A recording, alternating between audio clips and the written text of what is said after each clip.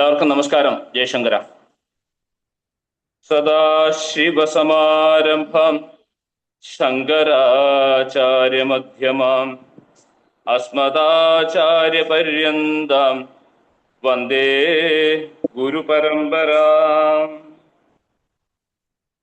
Adi Shankara international ഫൗണ്ടേഷന്റെ നേതൃത്വത്തിൽ അവതരിപ്പിക്കുന്ന ദിഗ്വിജയം എന്ന പരിപാടിയിലേക്ക് ഏവർക്കും സ്വാഗതം. ഇന്ന് ദിഗ്വിജയത്തിന്റെ 33ാമത്തെ സെക്ഷനാണ്. ആദ്യമായി നമ്മുടെ ഈ വർഷത്തെ ശ്രീശങ്കര സ്മൃതി വളരെ അധികം ഭംഗിയായി കൊണ്ടാടി നമ്മൾ ഏപ്രിൽ മാസം 19-ാം തീയതി. അതിന് ആതിഥ്യം വഹിച്ച ശ്രീ ശാന്താനന്ദ ഋഷിജ്ഞാന സാധനാലയത്തിനും അതേപോലെ അവിടുത്തെ മഠാധിപതിയായിട്ടുള്ള സ്വാമിനിക്കും ആദിശങ്കര ഇന്റർനാഷണൽ ഫൗണ്ടേഷന്റെ ഹൃദയത്തിൽ നിറഞ്ഞ നന്ദി പറഞ്ഞുകൊള്ളട്ടെ. ആദ്യമായി ഗുരുസ്മരണയിലേക്ക് കടക്കുകയാണ്. പ്രിയപ്പെട്ട ജയേട്ടനെ വേദിയിലേക്ക് ആദരപൂർവ്വം സ്വാഗതം ചെയ്യുന്നു. ജയശങ്കര. ജയശങ്കര. ജയശങ്കര. അജ്ഞാനന്തർഗഹനപതിതൻ ആത്മവിദ്യോപദേശൈഃ ത്രാതും ലോകൻ ഭവതവശിഖാൻ താപപാപച്യമാനാൻ മുക്ത്വാ മൗനം വടവിടപിനോ മൂലതോ നിഷ്പതന്തി ശംഭോർമൂർത്തിശ്ചരതി ഭുവനേ ശങ്കരാചാര്യരൂപാം സദാശിവസമാരംഭാം ശങ്കരാചാര്യമധ്യമാം അസ്മദാചാര്യപര്യന്താം വന്ദേ ഗുരുപരമ്പരാം. ശങ്കരം ശങ്കരാചാര്യം കേശവം ബാദരായണം സൂത്രഭാഷ്യകൃതൗ വന്ദേ ഭഗവന്തൗ പുനഃ പുനഃ. ജയശങ്കര. വളരെ സന്തോഷം ജയേട്ട. ഇന്നത്തെ ക്ലാസ്സിലേക്ക് വളരെ ഭക്തിയാദരപൂർവ്വം മാതാജിയെ വേദിയിലേക്ക് സ്വാഗതം ചെയ്തു. ജയശങ്കര. റെക്കോർഡ് ഓൺ ആണോ? ഉവ്വ്. ഓക്കെ.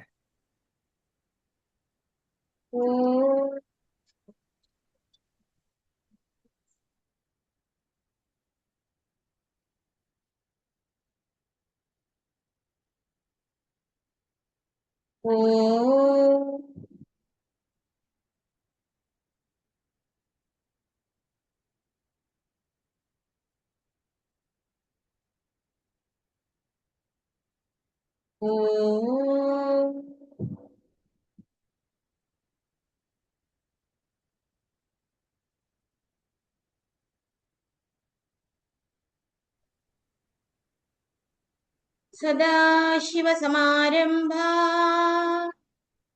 ശങ്കരാചാര്യമധ്യമാ അസ്മദാചാര്യപര്യന്താ വന്ദേ ഗുരുപരമ്പരാ.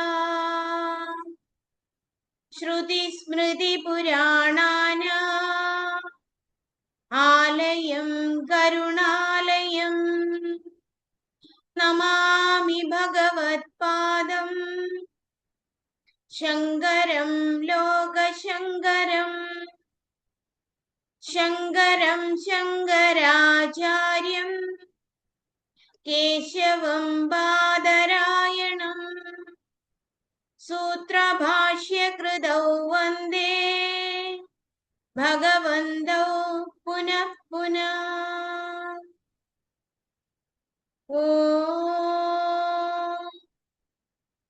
വേദസാരജ്ഞസമ്പൂർണം സാക്ഷാത് ബ്രഹ്മസ്വരൂപിണം ശാന്താനന്ദഗുരും വന്ദേ സന്തതം പരമേശ്വരം. ശാന്താനന്ദഗുരും വന്ദേ സന്തതം പരമേശ്വരം. ഓം നമഃ പരമഋഷിഭ്യോ നമഃ പരമഋഷിഭ്യഃ. ഓം വാക്യജ്ഞേന കൽപതാ.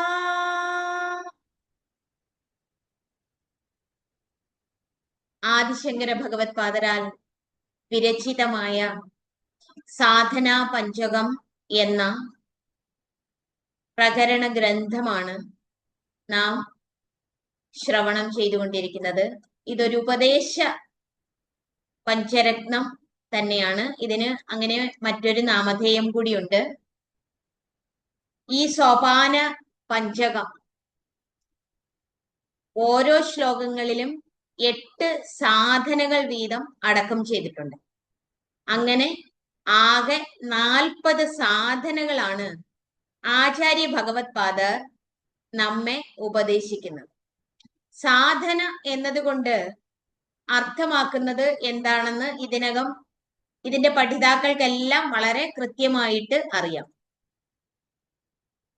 ഏതൊന്നാണോ സാധിക്കേണ്ടത്, സിദ്ധിക്കേണ്ടത്, സാധ്യമാക്കേണ്ടത്, ആ സാധ്യമാക്കേണ്ടതിനെ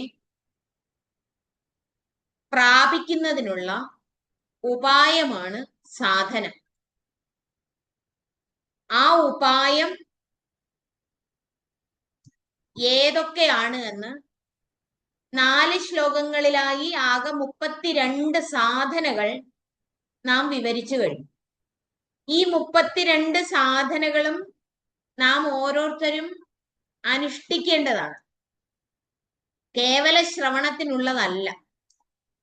നമുക്ക് സ്വജീവിതത്തില് അനുഷ്ഠിച്ച് പരമസത്യമായിരിക്കുന്ന അഖണ്ഡബോധത്തെ, അദ്വയ സത്യത്തെ, ബ്രഹ്മ ചൈതന്യത്തെ സ്വാനുഭൂതമാക്കുന്നതിനുള്ള ഉപാധികളാണ്. മാനവ ജന്മത്തിന്റെ പരമലക്ഷ്യം ഇതാണ് എന്ന് എല്ലാ ക്ലാസ്സിലും നാം ആവർത്തിച്ച് പറയാറുമുണ്ട്. അങ്ങനെ ഈ പരമലക്ഷ്യ പ്രാപ്തിക്ക് ഏതെല്ലാം സാധനകൾ നാം അനുഷ്ഠിക്കണം എന്ന് കഴിഞ്ഞ 32 സാധനകളിലൂടെ 4 ശ്ലോകങ്ങളിലൂടെ നാം ശ്രവണം ചെയ്തു കഴിഞ്ഞു. 33ാമത്തെ സാധന 5ാമത്തെ ശ്ലോകത്തില് ആരംഭിക്കുകയാണ്. ഇനി 8 എണ്ണം കൂടി ബാക്കിയുണ്ട്. ഏകാന്തേ സുഖമാസ്യതാം പരതരേ ചേതസമാധീയതാ പൂർണാത്മാ സുസമീക്ഷ്യതാം ജഗദിദം തദ്ബാധിതം ദൃശ്യതാ പ്രാകർമ്മ പ്രവിലാപ്യതാം ക്ഷിതിബലാത് നാപ്യുത്തരൈശ്ലിഷ്യതാ പ്രാരബ്ധം ത്വിഹ ഭുജ്യതാം അധ പര ബ്രഹ്മാത്മനാസ്തീയതാ ഏകാന്തേ സുഖമാസ്യതാം പരതരേ ചേതസമാധീയതാ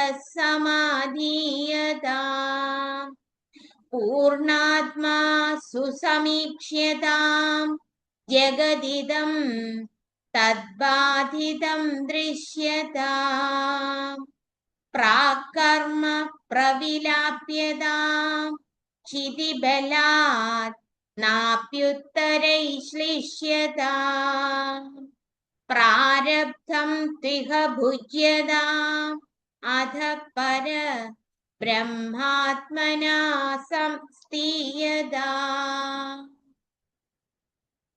ഇവിടെ ഒന്നാമത്തെ സാധനയായി ഈ ശ്ലോകത്തിൽ പറഞ്ഞിരിക്കുന്നത്, അതായത് 33ാമത്തെ സാധന, ഏകാന്തേ സുഖമാസ്യതാം. ഏകാന്തത്തില് സുഖം ആസ്വദിക്കുന്ന തരത്തിലേക്ക് ഒരു സാധകൻ മാറണം.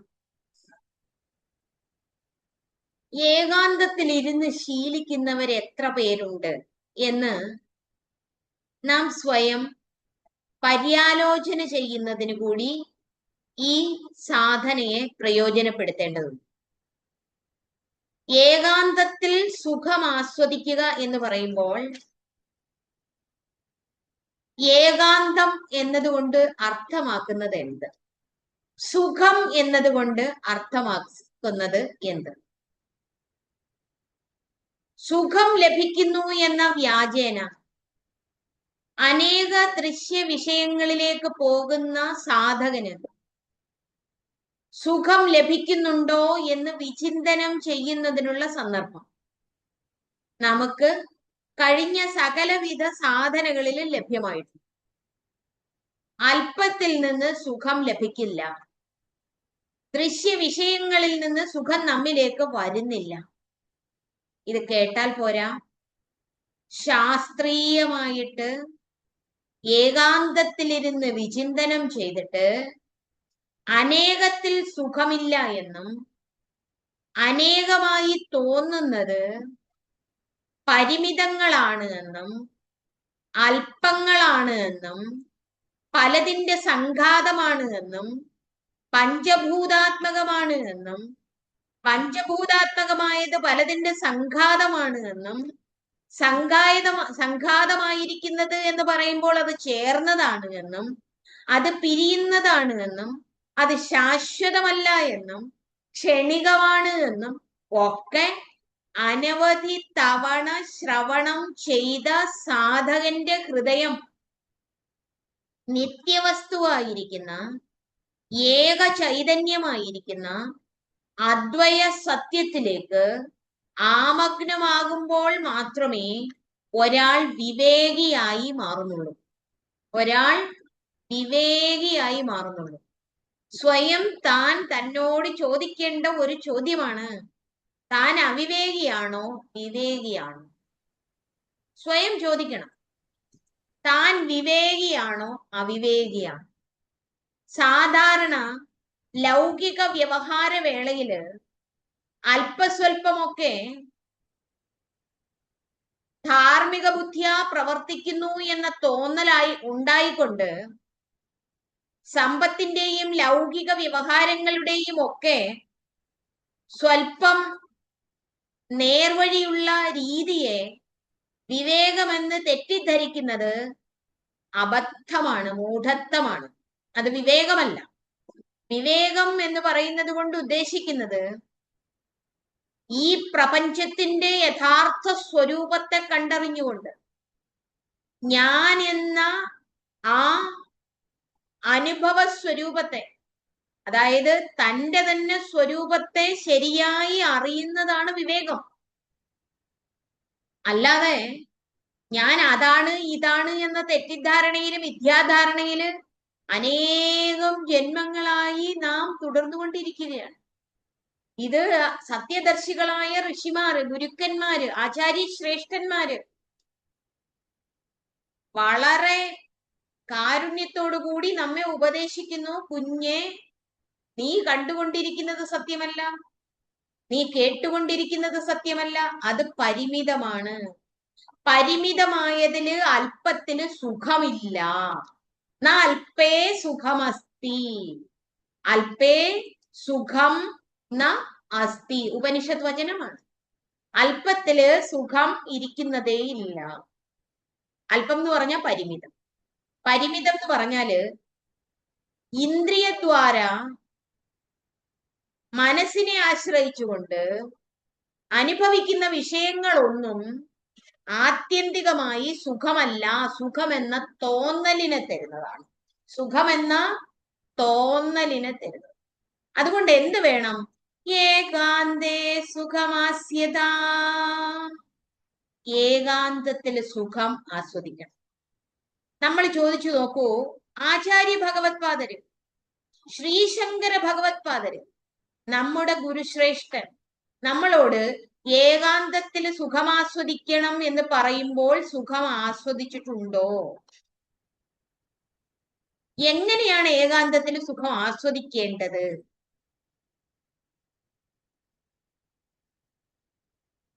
ഏകാന്തം എന്ന് പറയുമ്പോൾ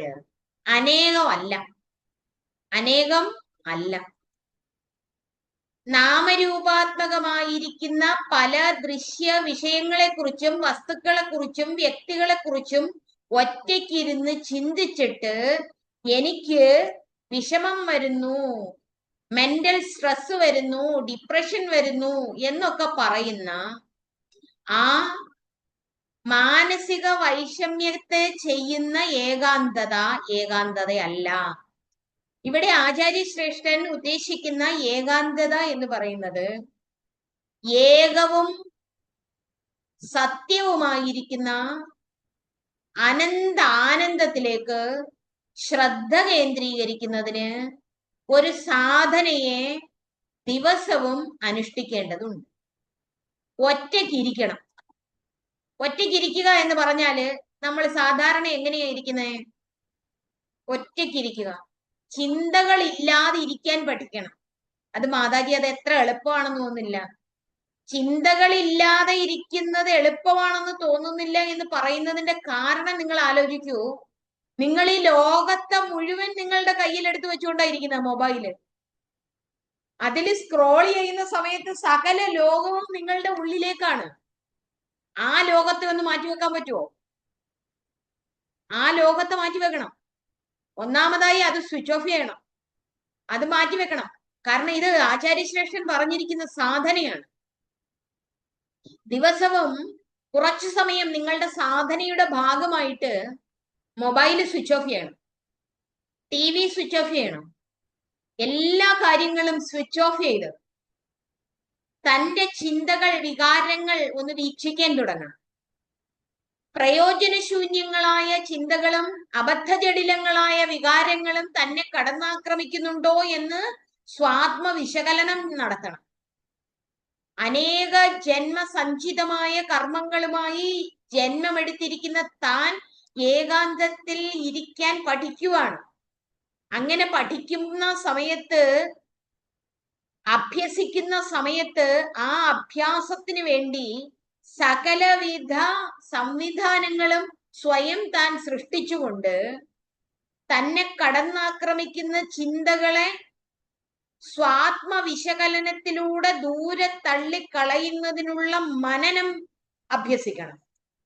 ആ മനനത്തിലൂടെ, വിശകലനത്തിലൂടെ ചിന്തകളും വികാരങ്ങളും കടന്നു പോകുന്ന മേഘപടലങ്ങൾ പോലെ ശുദ്ധ സ്വച്ഛമായിരിക്കുന്ന ആകാശത്തിൽ കൂടി കടന്നു പോകുന്ന മേഘശകലങ്ങൾ ആകാശത്തെ എങ്ങനെ ബാധിക്കാതിരിക്കുന്നുവോ അതുപോലെ സ്വച്ഛസുന്ദരമായിരിക്കുന്ന അനന്ത ആനന്ദത്തില് വികാര വിചാരങ്ങൾ ഉണ്ടെന്ന് തോന്നുന്നത് അസത്യമാണെന്ന് എന്നും അത് ഞാനാകുന്ന സത്യ സുഖസ്വരൂപത്തിൽ എത്തുന്നില്ല എന്നും തിരിച്ചറിയണം. അങ്ങനെ തിരിച്ചറിഞ്ഞുകൊണ്ട് ആഗമാപായിനോ അനിത്യാഹ, വന്നും പോയി വിരിക്കുന്നതെല്ലാം അനിത്യമാണ്, അത് താനാകുന്ന ആത്മചേതനയിൽ ആരോപിച്ചനുഭവിച്ചതാണ് എന്നറിഞ്ഞിട്ട് ചിന്തകളെയും വികാരങ്ങളെയും അസത്യമെന്ന് കണ്ട് തള്ളിക്കളഞ്ഞ് ആ ഏകമായിരിക്കുന്ന ബോധത്തിലേക്ക് ശ്രദ്ധയെ നിർത്തുന്ന അഭ്യാസം ദിവസവും ഉണ്ടാക്കിയിരിക്കണം. ഇത് ഭഗവത്ഗീതയില് അനേകം തവണ വ്യാസമഹർഷി നമ്മെ ഉദ്ബോധിപ്പിക്കുന്നുണ്ട്. ശ്രീകൃഷ്ണ പരമാത്മാവിലൂടെ നമ്മെ ഉപദേശിക്കുന്നുണ്ട്. പറയുന്നുണ്ട്, യോഗി യുഞ്ജീത സതതം ആത്മാനം രഹസി സ്ഥിതഃ. രഹസ്യമായിട്ട് ഏകാന്ത സ്ഥലത്തിരുന്നു കൊണ്ട് യോഗി, നമ്മള് ലൗകികനാണോ യോഗിയാണോ എന്ന് ചിന്തിക്കണം. വിഷയങ്ങൾ സത്യമെന്ന് വിചാരിച്ച് അതിനെ ശ്രദ്ധിച്ചുകൊണ്ട് അതിൽ അഭിരമിച്ചുകൊണ്ടിരിക്കുന്നവൻ ഭക്തനാണെന്ന് തെറ്റിദ്ധരിക്കരുത്. വിഷയങ്ങളിൽ അഭിരമിക്കുന്നവൻ ഭക്തനല്ല, യോഗിയുമല്ല. ചിത്തവൃത്തികളിൽ രമിക്കുന്നവൻ യോഗിയല്ല. സർവസങ്കൽപ്പ സന്യാസിയാണ് യോഗിയായിത്തീരുന്നത്. സകല സങ്കല്പങ്ങളെയും ഉപേക്ഷിക്കുന്നവനാണ്, തള്ളിക്കളയുന്നവനാണ്, അസത്യമെന്ന് കണ്ടറിഞ്ഞ് ആത്മസംസ്ഥമാകുന്നവനാണ്. ചിത്തവൃത്തി നിരോധ രൂപത്തിലുള്ള ദൃക് സ്വരൂപത്തിൽ അവസ്ഥിതി പ്രാപിക്കുന്ന യോഗി.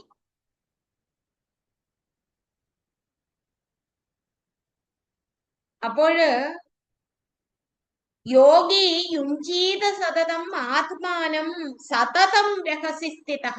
സതതം. അപ്പോഴ് ഒറ്റയ്ക്കിരിക്കുന്നത് എത്ര നേരം സാധ്യമാകും മാതാജി? ഇത് കുറച്ചു സമയം നമ്മൾ എല്ലാ ദിവസവും അഭ്യസിക്കൂ. ആ അഭ്യാസത്തിന്റെ ബലം നമുക്ക് ആന്തരിക കരുത്ത് നൽകും, ആന്തരിക തേജസ് നൽകും. അഭൗമമായിരിക്കുന്ന അനശ്വര ചൈതന്യത്തിന്റെ അഭിവ്യക്തത സ്വാത്മാവായി അനുഭൂതമാക്കുന്നതിനുള്ള ഗുരുകൃപയും സ്വാത്മകൃപയും സമ്മേളിക്കുന്ന സന്ദർഭമാണ് ഏകാന്തേ സുഖമാസ്യത. ഗുരുകൃപയും സ്വാത്മകൃപയും സമ്മേളിക്കുന്ന ഒരു സന്ദർഭമാണ് ഏകാന്തത്തിൽ ഇരിക്കുക എന്നുള്ളത്. അങ്ങനെ ഏകാകി യഥചിത്താത്മാ നിരാശീരപരിഗ്രഹ, ആശയില്ലാത്തവനായി തീരണം. ഈ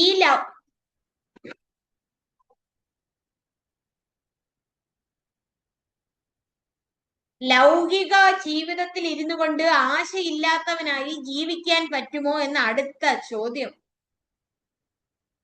ഇനി ഏത് ജീവിതത്തിലായിരുന്നാലും ഈ ലോകത്തെ മുഴുവൻ ഇല്ലാതാക്കിയിട്ട് നിങ്ങൾക്ക് ജീവിക്കാൻ പറ്റില്ലല്ലോ. ഈ ലോകം നിങ്ങൾ ഗൃഹസ്ഥാശ്രമി ആയിരുന്നാലും സന്യാസാശ്രമി ആയിരുന്നാലും ഇവിടെ ഇതേപോലെ ഉണ്ടായിരിക്കും.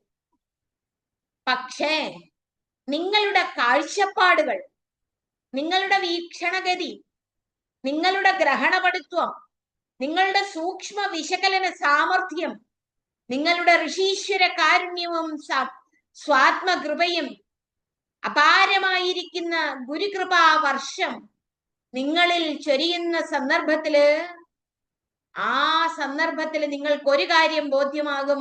ഇത് ആശ്രമം എന്നുള്ളതല്ല പ്രസക്തി, പിന്നെയോ നമ്മളുടെ ആന്തരിക വിവേക വിരാഗതയുടെ സമൃദ്ധിയാണ് നമ്മളെ ഈ ആത്മസത്യ അനുഭവത്തിന് പ്രാപ്തമാക്കുന്നത്. അതിനെന്ത് വേണം? നമ്മൾ ശ്രദ്ധയോടെ ഇതിനെ നോക്കിക്കാണും. എങ്ങനെ നോക്കിക്കാണണം?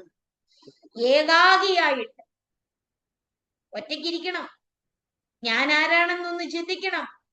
ഈ പഞ്ചഭൂത സംഘാതമായിരിക്കുന്ന ശരീരങ്ങളൊക്കെ എന്റേതെന്ന് വിചാരിച്ചു കൊണ്ടിരിക്കുന്നത് സത്യമാണോ എന്ന് ചിന്തിക്കണം.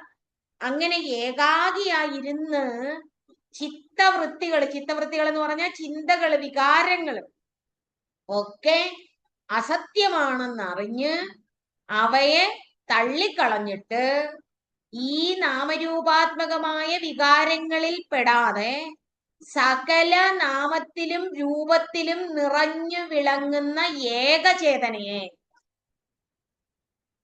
സർവത്ര പൂർണമായിരിക്കുന്ന ഏകചേതനയെ,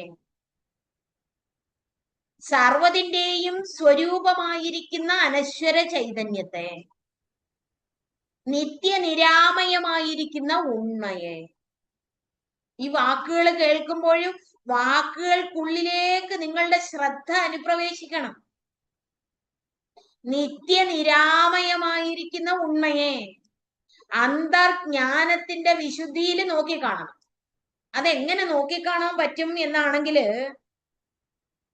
നമ്മൾ ഇപ്പോൾ ചെയ്തുകൊണ്ടിരിക്കുന്നത് ലൗകികനാണെങ്കിലും ആത്മീയനാണെന്ന് സ്വയം അഭിമാനിക്കുന്നെങ്കിലും അഭിമാനിക്കുന്നില്ലെങ്കിലും എങ്ങനെയായാലും ഇവിടെ മനുഷ്യ ശരീരം ലഭിച്ചു കഴിഞ്ഞാൽ വിവേകത്തോടു കൂടി ജീവിക്കണം. ഇല്ലെങ്കില് മരീചികയ്ക്കല നുരപത കണ്ടാൽ മരുകമടക്കുന്നോദാഹം, മരീചികയ്ക്കല നുരപത കണ്ടാൽ മരുകമടക്കുന്നോദാഹം, മായാമോഹിതനെന്നും നാനാ ഭോഗം തേടി നടക്കുന്നു, മായാമോഹിതനെന്നും നാനാ ഭോഗം തേടി നടക്കുന്നു, മരീചികയ്ക്കല നുരപത കണ്ടാൽ മരുകമടക്കുന്നോദാഹം. മാൻപേട മരുഭൂമിയിൽ കാണുന്ന കാനൽ ജലം കുടിച്ച് ദാഹം തീർക്കാമെന്ന് കരുതി ഓരോ ചുവടും വെച്ച് ഓടി ഓടി ദാഹം അടക്കുന്നതിന് വേണ്ടി ആ കാനൽ ജലത്തിന്റെ അടുത്തെത്തുമ്പോൾ അവിടെയില്ല എന്ന് കാണും. വീണ്ടും തൊട്ട് മുന്നിൽ ആ കാനൽ ജലത്തെ കണ്ടുകൊണ്ട് ദാഹമടക്കാമെന്ന് വിചാരിച്ച് വീണ്ടും ഓടുന്നു. അങ്ങനെ ഓടി ഓടി തളർന്ന് ദാഹമടക്കാനാവാതെ ആ മരുഭൂമിയിൽ തന്നെ മരിച്ചു വീഴുന്നത് പോലെ മായാമോഹിതൻ, മായയ്ക്കടിപ്പെട്ടു പോകുന്ന മൂഢനായ അവിവേകി ഓരോ ദൃശ്യവസ്തുക്കളെ കേന്ദ്രീകരിച്ചും സുഖം ലഭിക്കും സുഖം ലഭിക്കും എന്ന് വിചാരിച്ച് ലഭിക്കുന്നു എന്നുള്ള തെറ്റിദ്ധാരണയാൽ ഇങ്ങനെ അതിന്റെ പിന്നാലെ പരക്കം പായുകയാണ്. മാതാജി സുഖം കിട്ടുന്നെന്ന് തോന്നുന്നുണ്ടല്ലോ.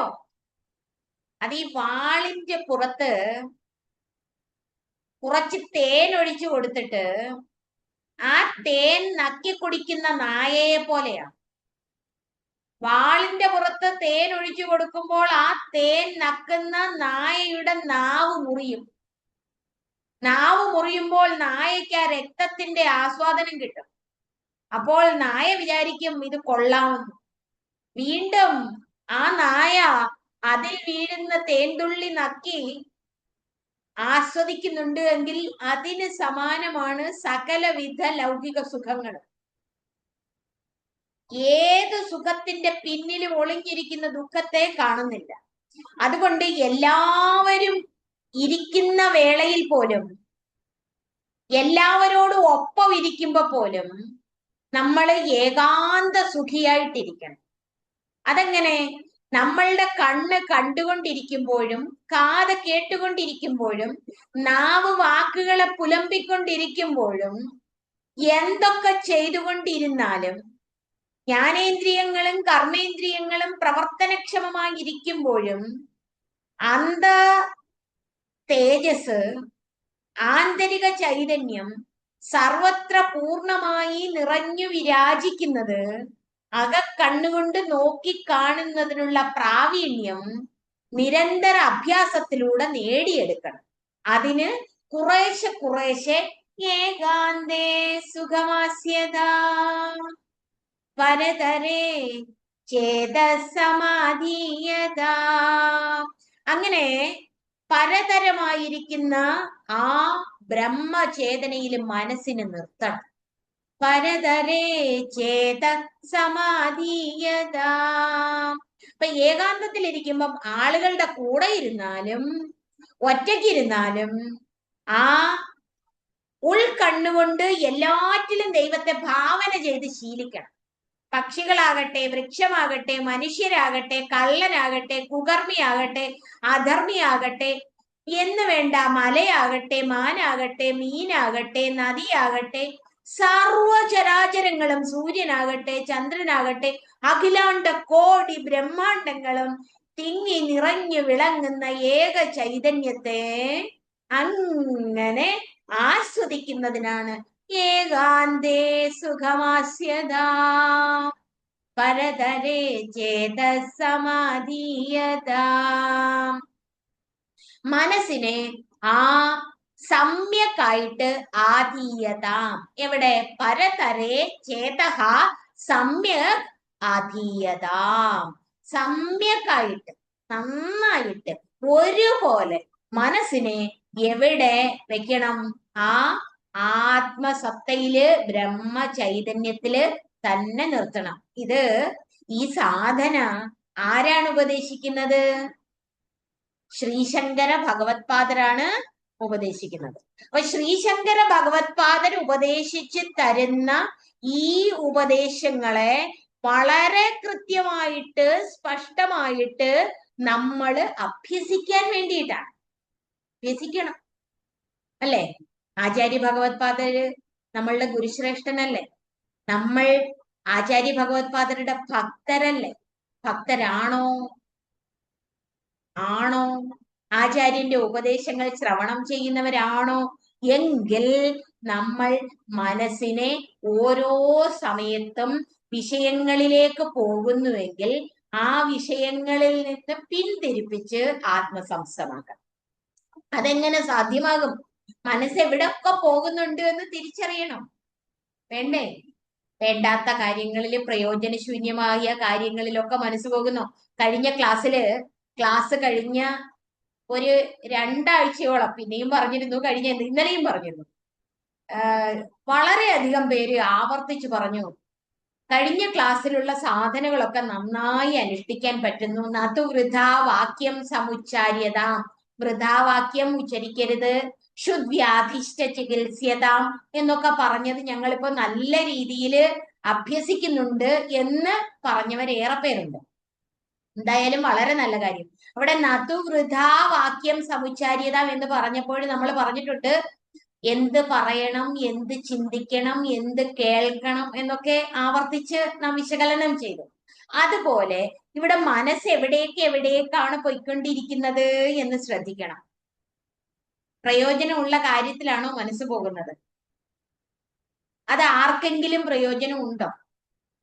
താൻ ഈ മനസ്സ് പോകുന്നിടത്ത് മനസ്സിനേക്കാൾ മുമ്പേ ആത്മാവ് സ്ഥിതമാണ് എന്ന് ശ്രദ്ധിക്കുന്നുണ്ടോ? ഏത് ദൃശ്യങ്ങളിലും മനസ്സെത്തിയാലും അവിടെ ആത്മാവ് പൂർണ്ണമാണ്. മനസ്സിനെ ചേതനവത്താക്കി തീർക്കുന്നത് ആത്മാവാണ്, ബ്രഹ്മമാണ്. അതുകൊണ്ട് മനസ്സ്, ബുദ്ധി ഇവയൊക്കെ നമ്മൾ എവിടെ കൊണ്ട് വെക്കണം? ആത്മസംസ്ഥമാക്കണം. അതെങ്ങനെ സാധിക്കും? കഴിഞ്ഞ ക്ലാസ്സുകളിലൊക്കെ പറഞ്ഞു, ഭവസുഖേ ദോഷോനുസന്ധീയതാ. ഈ സംസാരത്തിൽ ദോഷത്തെ ദർശിക്കണം. നമ്മൾ വിചാരിക്കും ഇത് പറയുമ്പോൾ നമുക്ക് തോന്നും അത് അത്ര എളുപ്പത്തിൽ സാധ്യമാണോ? ഓരോ പ്രാണിവർഗവും സത്യത്തിലേക്കുള്ള പ്രയാണത്തിലാണ്. ആ പ്രാണിവർഗം അതിന്റെ പ്രാരബ്ധം ഭുജിച്ചു കഴിഞ്ഞാൽ, പ്രാണനുള്ളതെല്ലാം പ്രാണി, മറക്കണ്ട, അതിന്റെ പ്രാരബ്ധം ഭുജിച്ചു കഴിഞ്ഞാൽ മറ്റ് പ്രാണിവർഗങ്ങളൊക്കെ അഹന്ത ഇല്ലാതെ ചെയ്യും, മനുഷ്യൻ അഹന്ത സഹിതമായി ചെയ്യും. അവിടെ അഹന്ത സഹിതമായി ചെയ്യുമ്പോൾ മനുഷ്യനുള്ള പ്രത്യേകത എന്താണ് എന്ന് ചോദിച്ചാല്, മനുഷ്യന് ചെയ്യേണ്ടതിനെയും ചെയ്യേണ്ടാത്തതിനെയും ധർമ്മത്തെയും അധർമ്മത്തെയും ഒക്കെ വിവേചന ബുദ്ധിയെ നോക്കിക്കാണാനുള്ള കരുത്തുണ്ട്, സന്ദർഭമുണ്ട്. അപ്പൊ ആ വിവേചന ശക്തി മനുഷ്യനാണുള്ളത്. അപ്പോഴ് മനുഷ്യൻ അങ്ങനെ ചെയ്യുമ്പോൾ അനേക ജന്മ സംസിദ്ധമായ കർമ്മത്തിൽ ഒരാള് തമസിൽ ആണ്ട് കിടക്കുന്നവനാണ് എങ്കിൽ ആ തമസിൽ ആണ്ട് കിടക്കുന്നവന് അത് സുഖമായി തോന്നും. അവൻ ഒരിക്കലും രജസിലേക്ക് വരില്ല. അവൻ ഒരു തരത്തില് പറഞ്ഞാൽ മൃഗസമാനമായ ജീവിതം അലസനായി പുരുഷാർത്ഥ പ്രാപ്തിക്ക് വേണ്ടി പ്രയത്നിക്കാതെ ആ തമോബദ്ധമായ ജീവിതം നയിക്കുന്നവന് ഒരിക്കലും രജസിലേക്ക് ഉയരാൻ പറ്റുന്നില്ല. എന്നാൽ രജസിലേക്ക് ഉയരുന്നവൻ രജസിലൂടെ ക്രമേണ രജസിന്റെ ബുദ്ധിമുട്ടുകളെ, അതിന്റെ ദോഷങ്ങളെ വിവേചിച്ചറിയുമ്പോൾ മാത്രമേ അവൻ സത്വത്തിലേക്ക് ഉയരൂ. അപ്പൊ തമസിലാണ്ട് കിടക്കുന്നവൻ ക്രമേണ രജസിലേക്കും, രജസിലാണ്ട് കിടക്കുന്നവൻ ക്രമേണ സത്വത്തിലേക്ക് ഉയരണം. ആ സത്വത്തിലേക്ക് ഉയരുക എന്ന് പറയുമ്പോൾ തന്റെ ആന്തരിക നൈർമല്യം കൊണ്ട് തന്റെ ചിന്തയും വാക്കും പ്രവൃത്തിയും എങ്ങനെയാണ് പ്രവർത്തിപ്പിക്കുന്നത്. ഇപ്പൊ രജസിലേക്ക് ഉയർന്നവൻ കർമ്മ ഫല ലാഭേച്ഛയോടുകൂടിയായിരിക്കും പ്രവർത്തിക്കുന്നത്. അതേസമയം സാത്വികനായിരിക്കുന്ന, പൂർണ്ണ സാത്വികൻ എന്ന് പറയുമ്പോൾ തത്ര സത്വം നിർമ്മലത്വാ പ്രകാശകം അനാമയം, അനാമയമായ പ്രകാശത്തെ നിർവ്യാജമായ സ്നേഹത്തോടുകൂടി സ്വാർത്ഥരഹിതമായി അയാൾ ജീവിക്കുമ്പോഴാണ് ആ സാത്വികത വരുന്നത്. അത് വരണമെങ്കിൽ അദ്ദേഹം വിവേകിയായി തീരണം. അപ്പോൾ തമോബദ്ധനായ ജീവൻ ഒരുപക്ഷെ തമോബദ്ധമായി തന്നെ തന്റെ പ്രാരബ്ധം അവസാനിപ്പിച്ചു പോകാം. അതുകൊണ്ടാണ് സ്വാമി വിവേകാനന്ദൻ ചോദിക്കും, നീ ഇപ്പോഴെങ്ങനെയാണ് ജീവിക്കുന്നത്, നിനക്ക് സന്യസിക്കാൻ എന്തുണ്ട്? അപ്പോ മറ്റു പലരും സ്വാമിജി അങ്ങനെ സന്യസിക്കുന്നതിന് വേണ്ടി സമീപിച്ചപ്പോൾ നിനക്ക് ഫുട്ബോൾ കളിക്കാൻ അറിയാമോ എന്ന് വരെ സ്വാമിജി പലതരത്തിൽ ചോദിച്ചിട്ടുണ്ട്. നിനക്ക് കള്ളം പറയാൻ അറിയാമോ എന്നൊക്കെ പലതരത്തിൽ ചോദിക്കുന്നതിന്റെ പ്രത്യേകത എന്ന് പറയുന്നത് അവൻ തമോബദ്ധനായി കിടക്കുന്നവനാണ്, അല്ലെങ്കിൽ രജോബദ്ധനായി കിടക്കുന്നവനാണ്. അവൻ സത്വസ്ഥമായിരിക്കുന്ന നിർദ്വന്ദ്വോ നിത്യസത്വസ്ഥത, ആ ഫലത്തിലേക്ക്, ആ തലത്തിലേക്ക് ഉയരാതെ ഒരിക്കലും ഒരാൾക്ക് ഈ സാധനകൾ അനുഷ്ഠിക്കുന്നതിന് കരുത്ത് ലഭിക്കില്ല, ബലം ലഭിക്കില്ല, ധൈര്യം ലഭിക്കില്ല. അതുകൊണ്ട് നമ്മളുടെ ചിന്തയെ, വാക്കിനെ, പ്രവർത്തിയെ ഇന്നല്ലെങ്കിൽ നാളെ സത്യത്തിൽ എത്തിയേ പറ്റും. ഇന്നല്ലെങ്കിൽ നാളെ, ഈ പറയുമ്പോൾ ഈ ജന്മത്തിലല്ലെങ്കിൽ വരും ജന്മങ്ങൾ, അത്രയും ജന്മം എടുക്കേണ്ടി വരും. അപ്പോഴ് ഈ ജന്മത്തിൽ നമുക്ക് ഓരോന്നിലും വിരക്തി വന്നില്ല എങ്കിൽ, അതിന്റെ മൂഢത്വത്തെ തിരിച്ചറിയാൻ കഴിഞ്ഞില്ല എങ്കിൽ നമുക്ക് ഉദ്ഗതി ഉണ്ടാകില്ല. താൻ തന്നെ ഉദ്ധരിക്കില്ല. താൻ തന്നെ അവമതിച്ച് അധപ്പതിപ്പിക്കും. താൻ തന്നെ ഉദ്ധരിക്കുക എന്ന് പറയുമ്പോൾ ആ സർവത്ര പൂർണ്ണമായിരിക്കുന്ന ചേതനയിലേക്ക് ഉയരുക എന്നുള്ളതാണ്. അതായത് സ്വസ്വരൂപത്തിലേക്ക് ഉയരുക എന്നുള്ളതാണ്. ഗ്രഹിക്കുന്നുണ്ട് എന്ന് ഞാൻ ധരിക്കുന്നു. ഞാൻ കണ്ടിന്യൂസ് ആയിട്ട് നിർത്താതെ പറഞ്ഞുകൊണ്ട് പോവുകയാണ്. എന്തായാലും അതാണ് അതിന്റെ സത്യം.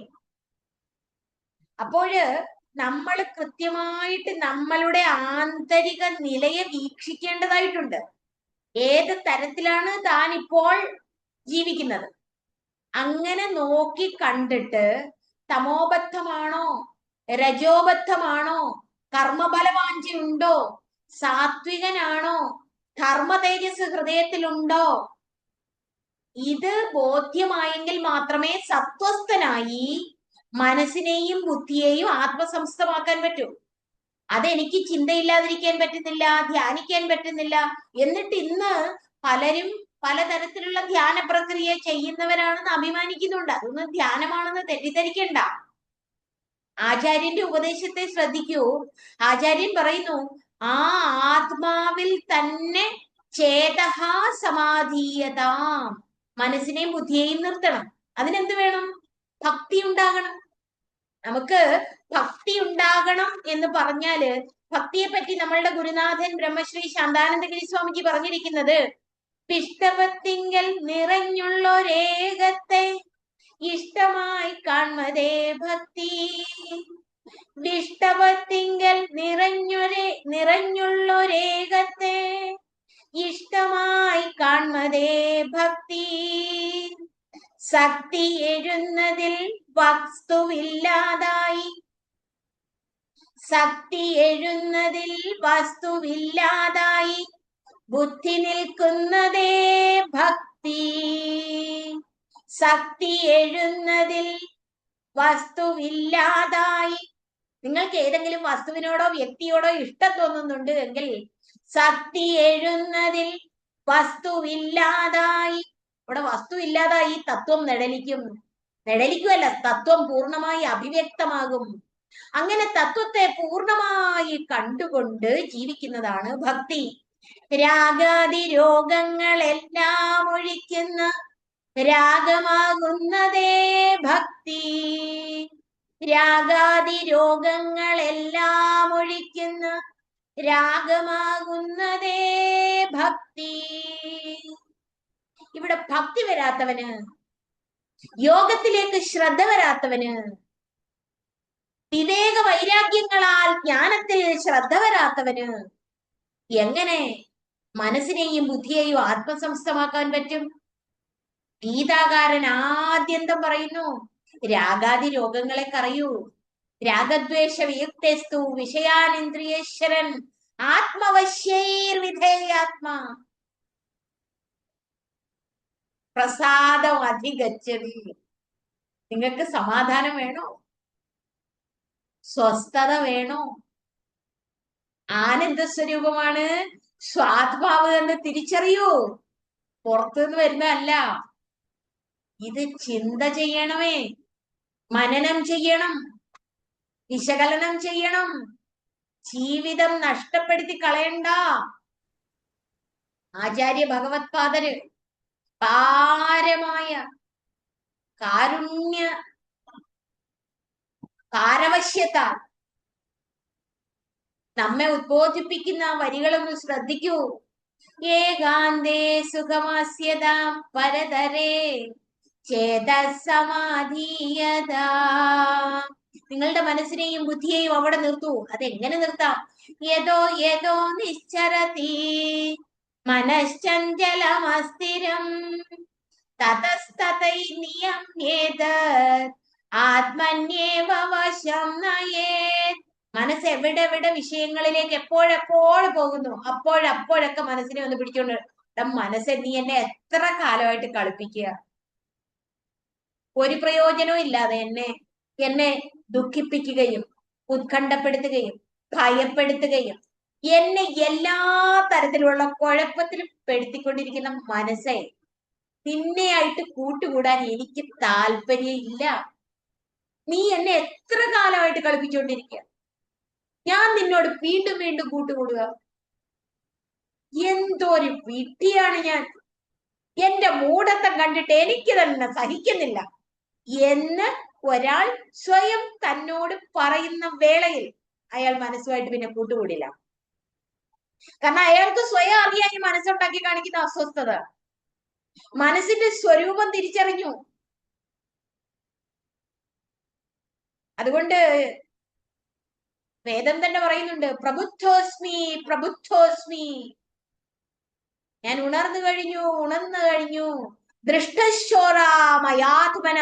എന്റെ ആത്മാവിനെ മോഷ്ടിച്ച കള്ളനില്ലേ ആ മനസ്സ്, അവനെ ഞാൻ പിടിച്ചു കഴിഞ്ഞു. മനോ നാംനേഹ കന്യേനം മനസാസ്മി ചിരം ഹത. കുറെ കാലമായിട്ട് എന്നെ ഇങ്ങനെ ഹനിച്ചോണ്ടിരിക്കുന്ന കള്ളനായ മനസ്സുമായിട്ട് ഞാൻ എത്ര ജന്മങ്ങളായി ഇങ്ങനെ ജീവിതം നയിച്ചുകൊണ്ടിരിക്കുക. ഈ ജന്മത്തിൽ തന്നെ എത്ര കാലമായിട്ട് അസ്വസ്ഥതയുടെ ഭാരവും പേറി സമ്മർദ്ദത്തിന്റെ നെരിപ്പോടും ചുമന്നുകൊണ്ട് ഞാൻ എന്റെ ജീവിതം ഇങ്ങനെ നശിപ്പിക്കുന്നല്ലോ ഭഗവാനെ. നീ ഉപദേശിക്കുന്ന ഉപദേശങ്ങളൊന്നും എന്റെ ഹൃദയത്തിൽ എന്തുകൊണ്ട് ആഴത്തിൽ പതിക്കുന്നില്ല? ഈ ശ്രേഷ്ഠമായ മനുഷ്യ ജന്മത്തെ ഇനിയും ഞാൻ നഷ്ടമാക്കി കളയണോ ഭഗവാനെ? എനിക്ക് ഏകാന്തത്തിലിരുന്ന് ആ സുഖം ആസ്വദിക്കാൻ കഴിയണം ഭഗവാനെ. നീയാണ് പരമമായ സത്യമെന്നും ഈ പ്രപഞ്ചത്തിന്റെ സ്വരൂപം നീയാണെന്നും നീ എന്നെ പല വാക്യങ്ങളിൽ കൂടി ഉദ്ബോധിപ്പിച്ചു ഭഗവാനെ. ഈശാവാസ്യമിതം സർവം ഇതം സർവം ബ്രഹ്മ ഖലു. ഈശാവാസ്യമിതം സർവം യത്കിഞ്ചിത് സച്ചരാചരം.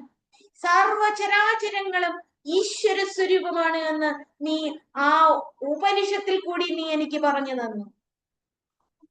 സകല രീതിയിലും എന്നെ ഉദ്ബോധിപ്പിച്ചു. ഈ ഒരു ചെവിയിൽ കൂടി ഞാൻ കേൾക്കുന്നത് എന്റെ ഹൃദയത്തിലേക്ക് നീ എന്തുകൊണ്ട് കടത്തിവിടുന്നില്ല ഭഗവാനെ എന്ന് പ്രാർത്ഥിക്കണം. കാരണം ഈ മനസ്സിന്റെ ഈ ഘോഷത്വം, ഈ വിഡ്ഢിത്തം നമ്മൾ ചേർന്ന് നിന്ന് കൊടുത്താല് ഈ ജന്മത്തിലെന്നല്ല, സ്നേഹസ്വരൂപികളെ, സുഹൃത്തുക്കളെ, ഇനിയും അനേകം ജന്മങ്ങളെടുത്ത് ഏതെല്ലാം തരത്തിൽ വിഡ്ഢിവേഷങ്ങൾ കെട്ടിക്കൊണ്ട് ജീവിതം നയിക്കേണ്ടതായിട്ടുണ്ട് എന്ന് നമുക്ക് ഇനിയും വിശദീകരിക്കാനുണ്ട്. ഞാൻ വിചാരിച്ചു കുറച്ച് സാധനകൾ കൂടി പറയാമെന്ന്. അതിനകത്ത് പ്രാകർമ്മ പ്രവിലാപ്യതാം എന്ന് പറയുമ്പോൾ കർമ്മത്തെയും കർമ്മഫലത്തെയും പ്രാരബ്ധത്തെയും സഞ്ചിതത്തെയും ഒക്കെ നമ്മൾ പറയും. അപ്പോൾ നിങ്ങൾക്ക് മനസ്സിലാകും എങ്ങനെയാ ഈ ശരീരം എടുത്ത് ഇവിടെ വന്നിരിക്കുന്നത്. അതുകൊണ്ട് ദയവ് ചെയ്ത് ഇനി ആ കള്ളനുമായിട്ട് ആ മനസ്സുമായിട്ട് കൂട്ടുകൂടരുത്. അത് യഥാർത്ഥത്തിൽ ഇല്ലാത്തതാണ്. നമുക്കത് ഉണ്ടെന്ന് തോന്നുകയാണ്. ആ കള്ളനുമായിട്ടുള്ള സഹവർത്തിത്വം ഒഴിവാക്കണം. അത് ഉത്കണ്ഠ തരും, ഭയം തരും, ദോഷം തരും, സകല പാപങ്ങൾക്ക് ഹേതുഭൂതമായിരിക്കുന്ന അനേക ജന്മങ്ങൾക്ക് കാരണമായിരിക്കുന്ന മനസ്സിനോട് കൂട്ടുകൂടാതെ പിന്നെ എന്തു വേണം? പരതരേ ചേതസമാധീയതാ. പരമപ്രേമ സ്വരൂപമായിരിക്കുന്ന ആത്മാവിനോട് മനസ്സങ്ങ് ചേർത്ത് വെക്കണം. നമുക്കിഷ്ടം ആത്മാവിനോടാണ്. അത് ആനന്ദമാണ്. ശനൈരുപരമേത് ബുദ്ധ്യാധൃതി ഗൃഹീതയാ ആത്മസംസ്ഥം മനഃകൃത്വാ ന കിഞ്ചിദപി ചിന്തയേത്. പതുക്കെ ശനൈ. അതെനിക്ക് പെട്ടെന്നൊന്നും സാധിക്കുന്നില്ലല്ലോ. ഞാനിപ്പോ എന്ത് ചെയ്യാം? പെപ്രാളൊന്നും പിടിക്കണ്ട. ഓരോരുത്തർക്കും അവരവരുടേതായ സമയം. ഒരു റെയിൽവേ സ്റ്റേഷനിൽ ഒരു അച്ഛനും മകനും ഇരിക്കുകയായിരുന്നു. മകന് വല്ലാത്ത വിഷമം. കൂട്ടുകാരൊക്കെ എവിടെയൊക്കെയോ എത്തിച്ചേർന്നു, ഞാൻ എങ്ങും എത്തിയില്ല അച്ഛാ, ഇനിയിപ്പോ എന്ത് ചെയ്യും? അച്ഛൻ പറഞ്ഞു, മോനെ, നമ്മളിവിടെ 6 മണിക്ക് വന്നതാണ്. 6:15 ഒരു ട്രെയിൻ വരുന്നുണ്ട്, 6:45 ഒരു ട്രെയിൻ വരുന്നുണ്ട്, 8:15 ഒരു ട്രെയിൻ വരുന്നുണ്ട്. ഈ ട്രെയിൻ 3 സമയത്തല്ലേ വരുന്നത്? 3ന്റെയും യാത്ര 3 തരത്തിലാണ്. 3 ആരംഭിച്ചത് 3 സമയത്താണ്. ഇതുപോലെ നമ്മളുടെ ജീവിതവും പല സമയത്ത് ആരംഭിച്ച് പല വഴിയിൽ കൂടി കടന്നുപോയിക്കൊണ്ടിരിക്കുകയാണ്. എപ്പോൾ ലക്ഷ്യത്തിൽ എത്തണമെന്ന് നമ്മൾ ബേജാറാവണ്ട, നമ്മൾ കുണ്ഠിതപ്പെടേണ്ട, നമ്മൾ ആകുലപ്പെടേണ്ട. പക്ഷെ നമ്മൾ യാത്ര തുടർന്നുകൊണ്ടിരിക്കണം. എനിക്ക് ഇതുവരെയും കഴിഞ്ഞില്ലല്ലോ, ഇനിയും എങ്ങനെ കഴിയും, ഇനി എപ്പോൾ കഴിയും? വേണ്ട, അത് ഭക്തിയുടെ പാരമ്യതയിലായിക്കൊള്ളട്ടെ. ശ്രീരാമകൃഷ്ണ പരമഹംസർ പ്രാർത്ഥിച്ചതുപോലെ, അമ്മേ ഒരു ദിവസം കൂടി കടന്നുപോയിക്കിരിക്കുന്നു, എന്റെ ഹൃദയം തോർത്തുകൊണ്ട് പിഴിയുന്നത് പോലെ വല്ലാതെ വേദനിക്കുന്നു, അമ്മേ ആ സത്യസ്വരൂപത്തിൽ ആമഗ്നമാകാൻ എനിക്ക് കഴിയുന്നില്ലേ എന്ന് രാമകൃഷ്ണ പരമഹംസർ ചോദിച്ചതുപോലെ ചോദിക്കൂ. നിങ്ങളുടെ ഹൃദയത്തിൽ ആ ഭക്തി നിറയുമ്പോൾ അങ്ങനെ ചോദിക്കാം. പക്ഷെ അല്ലാതെ പതുക്കെ പതുക്കെ ഇനി ഓരോന്നും അവധാനപൂർവം അരനിമിഷം പോലും കളയാതെ നമ്മള് ആത്മസംസ്ഥം മനഃകൃത്വ, മനസ്സിനെ ആത്മസംസ്ഥമാക്കണം എന്ന് പറഞ്ഞാൽ അതിന്റെ അർത്ഥം എന്താണ്? നാ കിഞ്ചിതപി ചിന്തയേ. മനസ്സിനെ ആത്മസംസ്ഥ ആക്കണം എന്ന് പറഞ്ഞാൽ പിന്നെ മനസ്സുണ്ടാവില്ല, അവിടെ ആത്മാവേ ഉള്ളൂ. എല്ലാവരും ആത്മസംസ്ഥം മനഃകൃത്വം എന്ന് പറഞ്ഞാൽ മനസ്സിനെ എവിടുന്നോ കൊണ്ടുവന്നിട്ട് അതിനെ എവിടെയോ കൊണ്ട് പ്രതിഷ്ഠിക്കുന്ന പ്രക്രിയ കൊള്ളാം. ആത്മസംസ്ഥം മനഃകൃത്വം എന്ന് പറഞ്ഞാല് വാക്കും മനസ്സും എവിടെ എത്താതെ പിന്തിരിയുന്നുവോ അവിടമാണ് ആത്മാവ്. സകല ശബ്ദങ്ങളും ഉപശമിക്കുന്നു.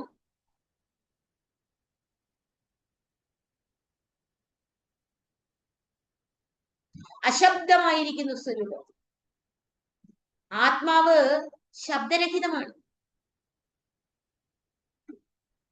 അത് മൗനമാണ്. അതിൽ ശ്രദ്ധ നിർത്തണം. ചിന്ത കള്ളമാണ്, ആരോപിതമാണ്. മറക്കാതെ ഓർത്തു വെക്കേണ്ട ഒരു പ്രധാനപ്പെട്ട പാഠം, ചിന്ത വസ്തുവല്ല, ചിന്ത ഞാനല്ല. ചിന്ത എന്താണ്? ചിന്തിക്കുക. അചിന്യം ബ്രഹ്മ, അശബ്ദം ബ്രഹ്മ. ഇത് മാത്രം ഉണ്ടെങ്കിൽ ഒരാൾക്ക് ആ ആത്മാനുഭൂതിയുടെ അനന്ത വികായത്തിൽ അഭേദമായി തീരാം.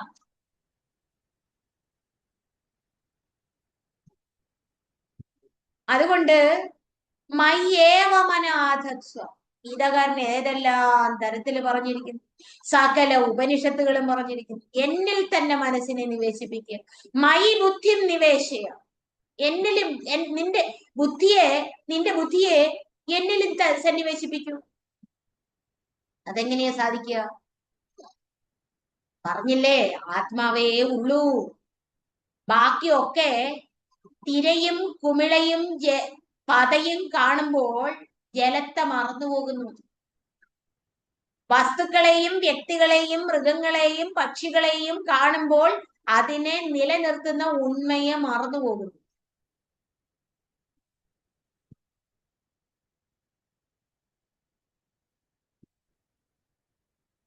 ഉണ്മയാണ് സത്യം.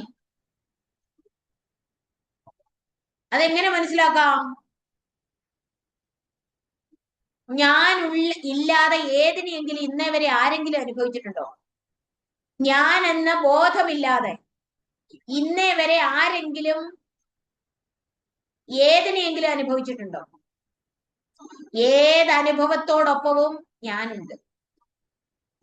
ഞാനില്ലാതെ ഒരനുഭവവും ഇല്ല.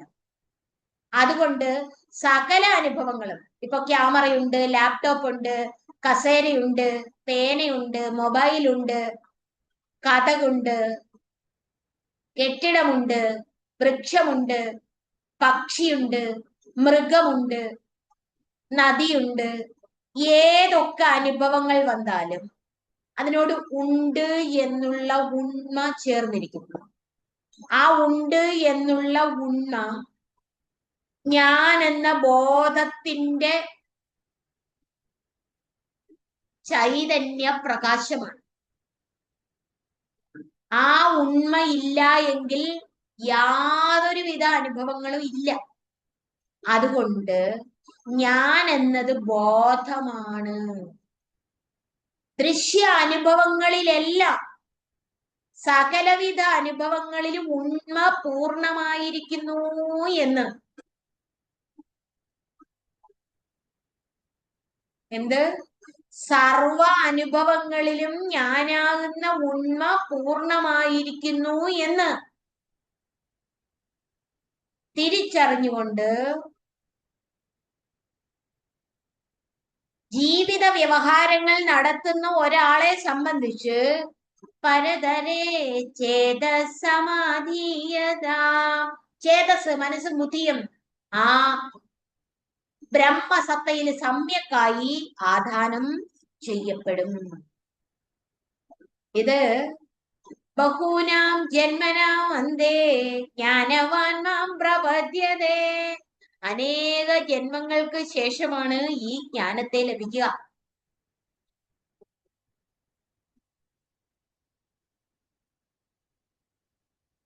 അത് ഇങ്ങനെ ലഭിക്കണം. അത് വളരെ ഗംഭീരമായിട്ട് നമ്മൾ ഇത് ശ്രവണം ചെയ്യുന്നതിന് ഇതിന്റെ ശ്രോതാക്കളെല്ലാം തന്നെ ആവർത്തിച്ച് ശ്രവണം ചെയ്യണം. കേവല ശ്രവണം കൊണ്ട് ലഭിക്കുന്ന മഹാഭാഗ്യശാലികളുണ്ട്. നമ്മൾ ആ ഭാഗ്യശാലിയായി തീരാൻ വേണ്ടി നിരന്തരം ശ്രവണം ചെയ്യണം, ആവർത്തിച്ച് ശ്രവണം ചെയ്യണം, ആവർത്തിച്ച് മനനം ചെയ്യണം. മനനം ചെയ്തതിന് ശേഷം നമ്മൾ ഇതിനെ അനുഭൂതമാക്കണം. ഒരു ഗുരുവിന്റെ അടുത്ത് ഒരു ശിഷ്യൻ വന്ന് ചോദിച്ചു, ഗുരു, ഈ ജഗത്ത് സത്യമോ മിഥ്യയോ? കേൾക്കുന്നുണ്ടോ? ഈ ജഗത്ത് സത്യമോ മിഥ്യയോ? നിങ്ങൾ കേൾക്കുന്നുണ്ടോ? ഇപ്പോൾ ഒരു സാധനാ പ്രക്രിയ പറഞ്ഞു, ഞാനുണ്ട് എങ്കിലേ ഈ പ്രപഞ്ചമുള്ളൂ, ജീവിതാനുഭവങ്ങളുള്ളൂ. സകല അനുഭവങ്ങളിലും, അതായത് ജീവിതം ആകെ എന്താണോ നിങ്ങൾ ജീവിതം എന്ന് വിളിക്കുന്ന ആ ജീവിതം മുഴുവൻ പൂർണാത്മാവിനാൽ നിറഞ്ഞു വിളസുകയാണ്. പൂർണാത്മാവിനാൽ നിറഞ്ഞ് വിലസുകയാണ്. അതുകൊണ്ട് ഒരു കാര്യം മനസ്സിലാക്കണം, ഈ ജഗത്ത് സത്യമോ മിഥ്യയോ എന്ന് ഗുരുവിനോട് ചോദിച്ചപ്പോൾ ഗുരു ചോദിച്ചു, ആർക്കാണെന്ന് ചോദിച്ചു. ജ്ഞാനിക്കാണ് എങ്കിൽ ഈ ജഗത്ത് മിഥ്യയാണ്, അജ്ഞാനിക്കാണെങ്കിൽ ജഗത്ത് സത്യമാണ്. ജ്ഞാനിക്ക് ഈ ജഗത്ത് മിഥ്യയാണ്. മിഥ്യയാണെന്ന് പറഞ്ഞാൽ ഇല്ലാത്തതാണെന്നല്ല അർത്ഥം. പൃഥക്കായിട്ട്, വെവ്വേറെയായിട്ട് നാമരൂപങ്ങൾ ചേർത്തുകൊണ്ട് അറിയുന്നത് അസത്യം. നാമരൂപങ്ങൾ ചേർത്തറിയുന്ന അസത്യം. നാമരൂപസഹിതമായി അറിയുന്ന ദൃശ്യത്തിൽ നാമരൂപരഹിതമായ ചേതനയെ കാണുമ്പോൾ അവൻ ജ്ഞാനി. അവന് ദൃശ്യ അസത്യം, ചേതന സത്യം. ദൃശ്യം അഥവാ വസ്തു അസത്യം, ചേതന സത്യം. അതുകൊണ്ട് എന്ത് ചെയ്യണം? ഏകാന്തേ സുഖമാസ്യത, ദിവസവും കുറച്ചു നേരം. ഇത് പല തരത്തിലുള്ള ശ്രോതാക്കളാണ് ഇത് ശ്രവണം ചെയ്തുകൊണ്ടിരിക്കുന്നത്. അതുകൊണ്ട് എല്ലാവരും എന്ത് ചെയ്യണം? താൻ ഏത് തലത്തിൽ നിൽക്കുന്നു എന്ന് തിരിച്ചറിയുന്നതിന് വേണ്ടി സ്വയം തന്റെ ചിന്തകളെ, വികാരങ്ങളെ, മോഹങ്ങളെ, കാമനകളെ വിശകലനം ചെയ്യണം. വിശകലനം ചെയ്തിട്ട് തന്റെ മൂഢത്വത്തെ തിരിച്ചറിയണം. മൂഢത്വത്തെ തിരിച്ചറിഞ്ഞതിന് ശേഷം ആ ഏകമായിരിക്കുന്ന ചൈതന്യത്തിലേക്ക് ശ്രദ്ധയെ നിർത്തണം. അങ്ങനെ ആത്മാനം രഹസ്യസ്ഥിതം, ആ രഹസ്യമായ ഏകാന്തത്തിൽ ഇരുന്നു കൊണ്ട്, വിവിക്തദേശവാസിയായിട്ട് ഇരുന്നു കൊണ്ട് ഏകാഗിയായി യഥചിത്താത്മാവായി തീരണം. യഥചിത്താത്മാവ് എന്ന് പറഞ്ഞാല് നമുക്കറിയാം, പരാഞ്ചിഘാനിവ്യതൃണാത് സ്വയംഭൂ തസ്മാത് പരാങ് പശ്യതി നാന്തരാത്മൻ കച്ചിദ്ധീര പ്രത്യഗാത്മാനമൈക്ഷത് ആവൃത്തചക്ഷു അമൃതത്വമിച്ഛൻ. പൊതുവെ ഈശ്വരൻ ബഹിർമുഖങ്ങളായിട്ടാണ് ഈ ഇന്ദ്രിയങ്ങളെ സൃഷ്ടിച്ചിരിക്കുന്നത്. എന്ത് ചെയ്യാം? ബഹിർമുഖങ്ങളായി സൃഷ്ടിച്ചിരിക്കുന്നുവെങ്കിൽ കച്ച് ധീരം. ഈ കേൾക്കുന്നതിൽ ഏതെങ്കിലും ഒക്കെ ധീരരുണ്ട് എങ്കില്, ധീരൻ എന്ന് പറഞ്ഞാല് എന്താർത്ഥം? വിഷയേഭ്യർത്ഥിയം രാതി ഇത് ധീര. വിഷയങ്ങളിൽ നിന്ന് മനസ്സിനെ പിന്തിരിപ്പിക്കാൻ കരുത്തുള്ളവൻ ആരാണോ അവനാണ് ധീരൻ.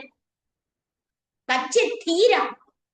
ധീരനായിട്ടുള്ളവൻ പ്രത്യേകാത്മാനവൈക്ഷാതി. പ്രത്യക്ഷരൂപമായിരിക്കുന്ന, പ്രത്യേകാത്മാവായിരിക്കുന്ന, അന്തരാത്മാവായിരിക്കുന്ന ആത്മചൈതന്യത്തെ ദർശിക്കുന്നു. അവൻ അതിൽ ശ്രദ്ധ നടത്തുന്നു. യോഗി യുഞ്ജീത സതതം ആത്മാനം രഹസി സ്ഥിതഃ. ഭക്തനാണോ?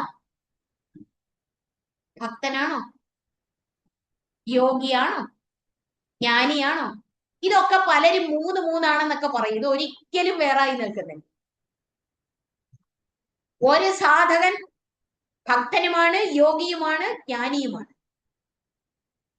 അതെങ്ങനെയാ? ഭക്തിയും ജ്ഞാനവും യോഗവും ഉപരിപ്ലവമായി പല തലങ്ങളിൽ നിന്ന് സോപാന പടവുകൾ കയറുന്നുണ്ട് എങ്കിൽ തന്നെയും എന്നും പ്രഥമ പടവിൽ ഒതുങ്ങി നിൽക്കരുത്. LKG പഠിക്കുന്നവൻ എന്ത് LKG ഇരുന്നാല് ഒരിക്കലും അതിന്റെ ഡോക്ടറേറ്റ് എടുക്കാൻ പറ്റില്ല. രുദ്രാക്ഷമണിയുന്നതോ, കാവി ധരിക്കുന്നതോ, ഭസ്മചന്ദന ലേപനാദികൾ ധരിക്കുന്നതോ, കർമ്മകലാപങ്ങളിൽ ഏർപ്പെടുന്നതോ, പൂജാതി കർമ്മങ്ങളിൽ ഏർപ്പെടുന്നതോ, നാമജപങ്ങൾ നടത്തുന്നതോ മാത്രം ഭക്തിയാണെന്ന് വിചാരിക്കരുത്. അതുകൊണ്ടാണ് ആചാര്യൻ ഈ ഉപദേശ പഞ്ചരത്നത്തിൽ കൂടി, സാധനാ പഞ്ചകത്തിൽ കൂടി 32 സാധന പറഞ്ഞതിന് ശേഷം 33ാമത്തെ സാധന പറഞ്ഞു. ഏകാന്തേ സുഖമാസ്യതാ. 34 പരതരേ ചേതസമാധീയതാ.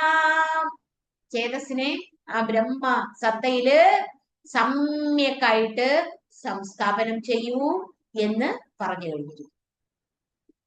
അതുകൊണ്ട് ഈ 2 കാര്യം, 2 സാധന ഇന്ന് മുതൽ അനുഷ്ഠിക്കണം. ഇന്ന് മുതൽ എന്ന് പറഞ്ഞാൽ കുറച്ചു നേരം എല്ലാം ഓഫാക്കി വെക്കുക. നാളെ മുതൽ ചെയ്താൽ മതി. പ്രഭാതത്തില് ബ്രഹ്മമുഹൂർത്തത്തിൽ എഴുന്നേൽക്കുന്നവരായിരിക്കും സാധകരൊക്കെ. എഴുന്നേറ്റതിന് ശേഷം എല്ലാം ഓഫാക്കി കുറച്ചു നേരം ആ ഏകാന്തത്തിലിരുന്നു കൊണ്ട് ആത്മശ്രവണം നടത്തി, ആത്മശ്രവണത്തിൽ നിന്ന് വേദാന്ത ശ്രവണം നടത്തി, അതിൽ ആമഗ്നമായി ആ തന്റെ ജീവന്റെ ഗതിവിഗതികളെ വീക്ഷിച്ച് സ്വാത്മ സാക്ഷാത്കാരത്തിന്റെ ജീവഭാവത്തിന്റെ ക്ഷണികതയെ, മിഥ്യാത്മകതയെ തിരിച്ചറിഞ്ഞ് ആത്മസംസ്ഥമാകുന്നതിനുള്ള ശ്രദ്ധ വളർത്തിയെടുക്കണം. അപ്പൊ ഏകാന്തത്തിൽ കാണണം. പിന്നെ മനസ്സിനെയും ബുദ്ധിയെയും ആ ബ്രഹ്മസത്തയിൽ സംസ്ഥാപനം ചെയ്യുന്നതിന് ധ്യാനം അഭ്യസിക്കണം. ഏകാന്തത്തിലിരിക്കണം, കുറച്ച് ധ്യാനം അഭ്യസിക്കണം. അത് അഭ്യസിക്കുന്നതാണോ എന്നൊക്കെ ചോദിച്ചാല് അത് അഭ്യസിക്കണം. ഇതിനായി സാധന എന്ന് പറയുന്നത്. അതുകൊണ്ടാണ് ഭഗവാൻ കൃഷ്ണൻ തന്നെ പറഞ്ഞിട്ടില്ലേ, അഭ്യാസ വൈരാഗ്യാഭ്യാം തന്നിര്. പതഞ്ജലി മഹർഷി പറയുന്നു, ഭഗവാൻ കൃഷ്ണൻ പറയുന്നു, അഭ്യാസേനുത് കൗന്ദേയ വൈരാഗ്യേണ ച ഗൃഹ്യതേ. അതുകൊണ്ട് ഈ ആദിശങ്കര ഇന്റർനാഷണൽ ഫൗണ്ടേഷനിലെ എല്ലാ കുടുംബാംഗങ്ങളും ഭക്തരാണ്, വിവേകികളാണ്, ആധ്യാത്മിക സാധന പന്ഥാവിൽ മുന്നേറിക്കൊണ്ടിരിക്കുന്നവരാണ്, ആചാര്യപാദങ്ങളെ സർവാത്മന അഭയം പ്രാപിച്ചിരിക്കുന്നവരാണ്. അതുകൊണ്ട് ഈ സംസാരത്തിൽ ദോഷത്തെ ദർശിച്ചുകൊണ്ട് സംസാരികളുമായി കൂടുതൽ സമയം വൃഥാ വാക്കുകളിൽ ഏർപ്പെട്ട് സമയത്തെ നഷ്ടപ്പെടുത്താതെ, അവരോട് വ്യവഹരിക്കേണ്ടി വന്നാലും മനോബുദ്ധീന്ദ്രിയാദികളെ ആത്മസംസ്ഥമാക്കി നിർത്തിക്കൊണ്ട് കണ്ണ് തുറന്നിരുന്നാലും കാത് തുറന്നിരുന്നാലും ആ ഏക ചൈതന്യത്തെ കണ്ടുകൊണ്ട് വ്യവഹരിക്കുന്നതിനുള്ള അഭ്യാസ പടുത്വം നേടിയെടുക്കാൻ ഏവർക്കും കഴിയട്ടെ എന്ന് ആത്മാർത്ഥമായി പ്രാർത്ഥിക്കുകയാണ്. ആചാര്യ ഭഗവത്പാദര് അനന്താനന്ദമായി നമ്മളുടെ ഹൃദയത്തിൽ ഇരുന്ന് നമ്മെ അനുഗ്രഹിക്കുന്നുണ്ട്. ഇത്രയും നേരം നിങ്ങളോട് സംവദിക്കുന്നതിന് എനിക്ക് കരുത്ത് പകർന്നു തന്നത് അപാര ദയാവാരിധിയായിരിക്കുന്ന, അനശ്വര ആനന്ദമായിരിക്കുന്ന, പ്രത്യക്ഷ ബ്രഹ്മസ്വരൂപമായിരിക്കുന്ന എന്റെ ഗുരുനാഥൻ ബ്രഹ്മശ്രീ ശാന്താനന്ദഗിരി സ്വാമിജിയാണ്. സ്വാമിജിയുടെ നിരുപാധികമായ കൃപാകടാക്ഷം ഒന്നുകൊണ്ട് മാത്രമാണ് നമുക്ക് ഈ ശ്രവണ സത്സംഗം സാധ്യമാകുന്നത്.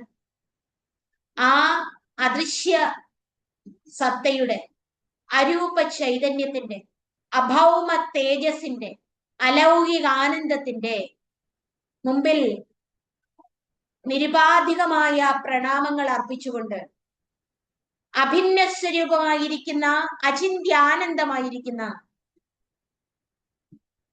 ആദിശങ്കര ഭഗവത്പാദരുടെ പ്രകരണ ഗ്രന്ഥങ്ങളിലൂടെ, ഉപദേശ സാരങ്ങളിലൂടെ ലോക ജനതയെ മുഴുവൻ അനുഗ്രഹിച്ച് ഇന്നും ഓരോരുത്തരുടെ ഹൃദയത്തിൽ അനുഗ്രഹ വർഷം നിരുപാധികം ചൊരിഞ്ഞുകൊണ്ടിരിക്കുന്ന ആദിശങ്കര ഭഗവത്പാദരുടെ പാതാരവിന്ദങ്ങളിൽ നിരുപാധിക പ്രണാമങ്ങൾ അർപ്പിച്ചുകൊണ്ട് ഓം വാക് യജ്ഞേന കൽപദാ.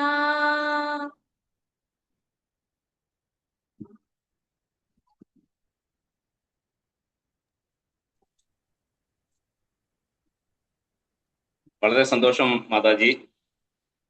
1 മണിക്കൂറായി മാതാജിയുടെ പ്രഭാഷണം വളരെ സശ്രദ്ധം കേൾക്കുകയായിരുന്നു. അപ്പൊ അതിൽ നിന്ന് സാധാരണക്കാരായ എന്നെ പോലെയുള്ളവർക്ക് ഒരു സംശയം തോന്നാം. അത് കാരണം എന്താണെന്ന് വെച്ച് കഴിഞ്ഞാൽ, ഭക്തിയാണ് ഇന്നത്തെയും വിഷയം. മാതാജിയുടെ ഇന്നത്തെ പ്രഭാഷണത്തിൽ ഭക്തിയെക്കുറിച്ച് പറയുകയുണ്ടായി, പ്രതിപാദിക്കുകയുണ്ടായി.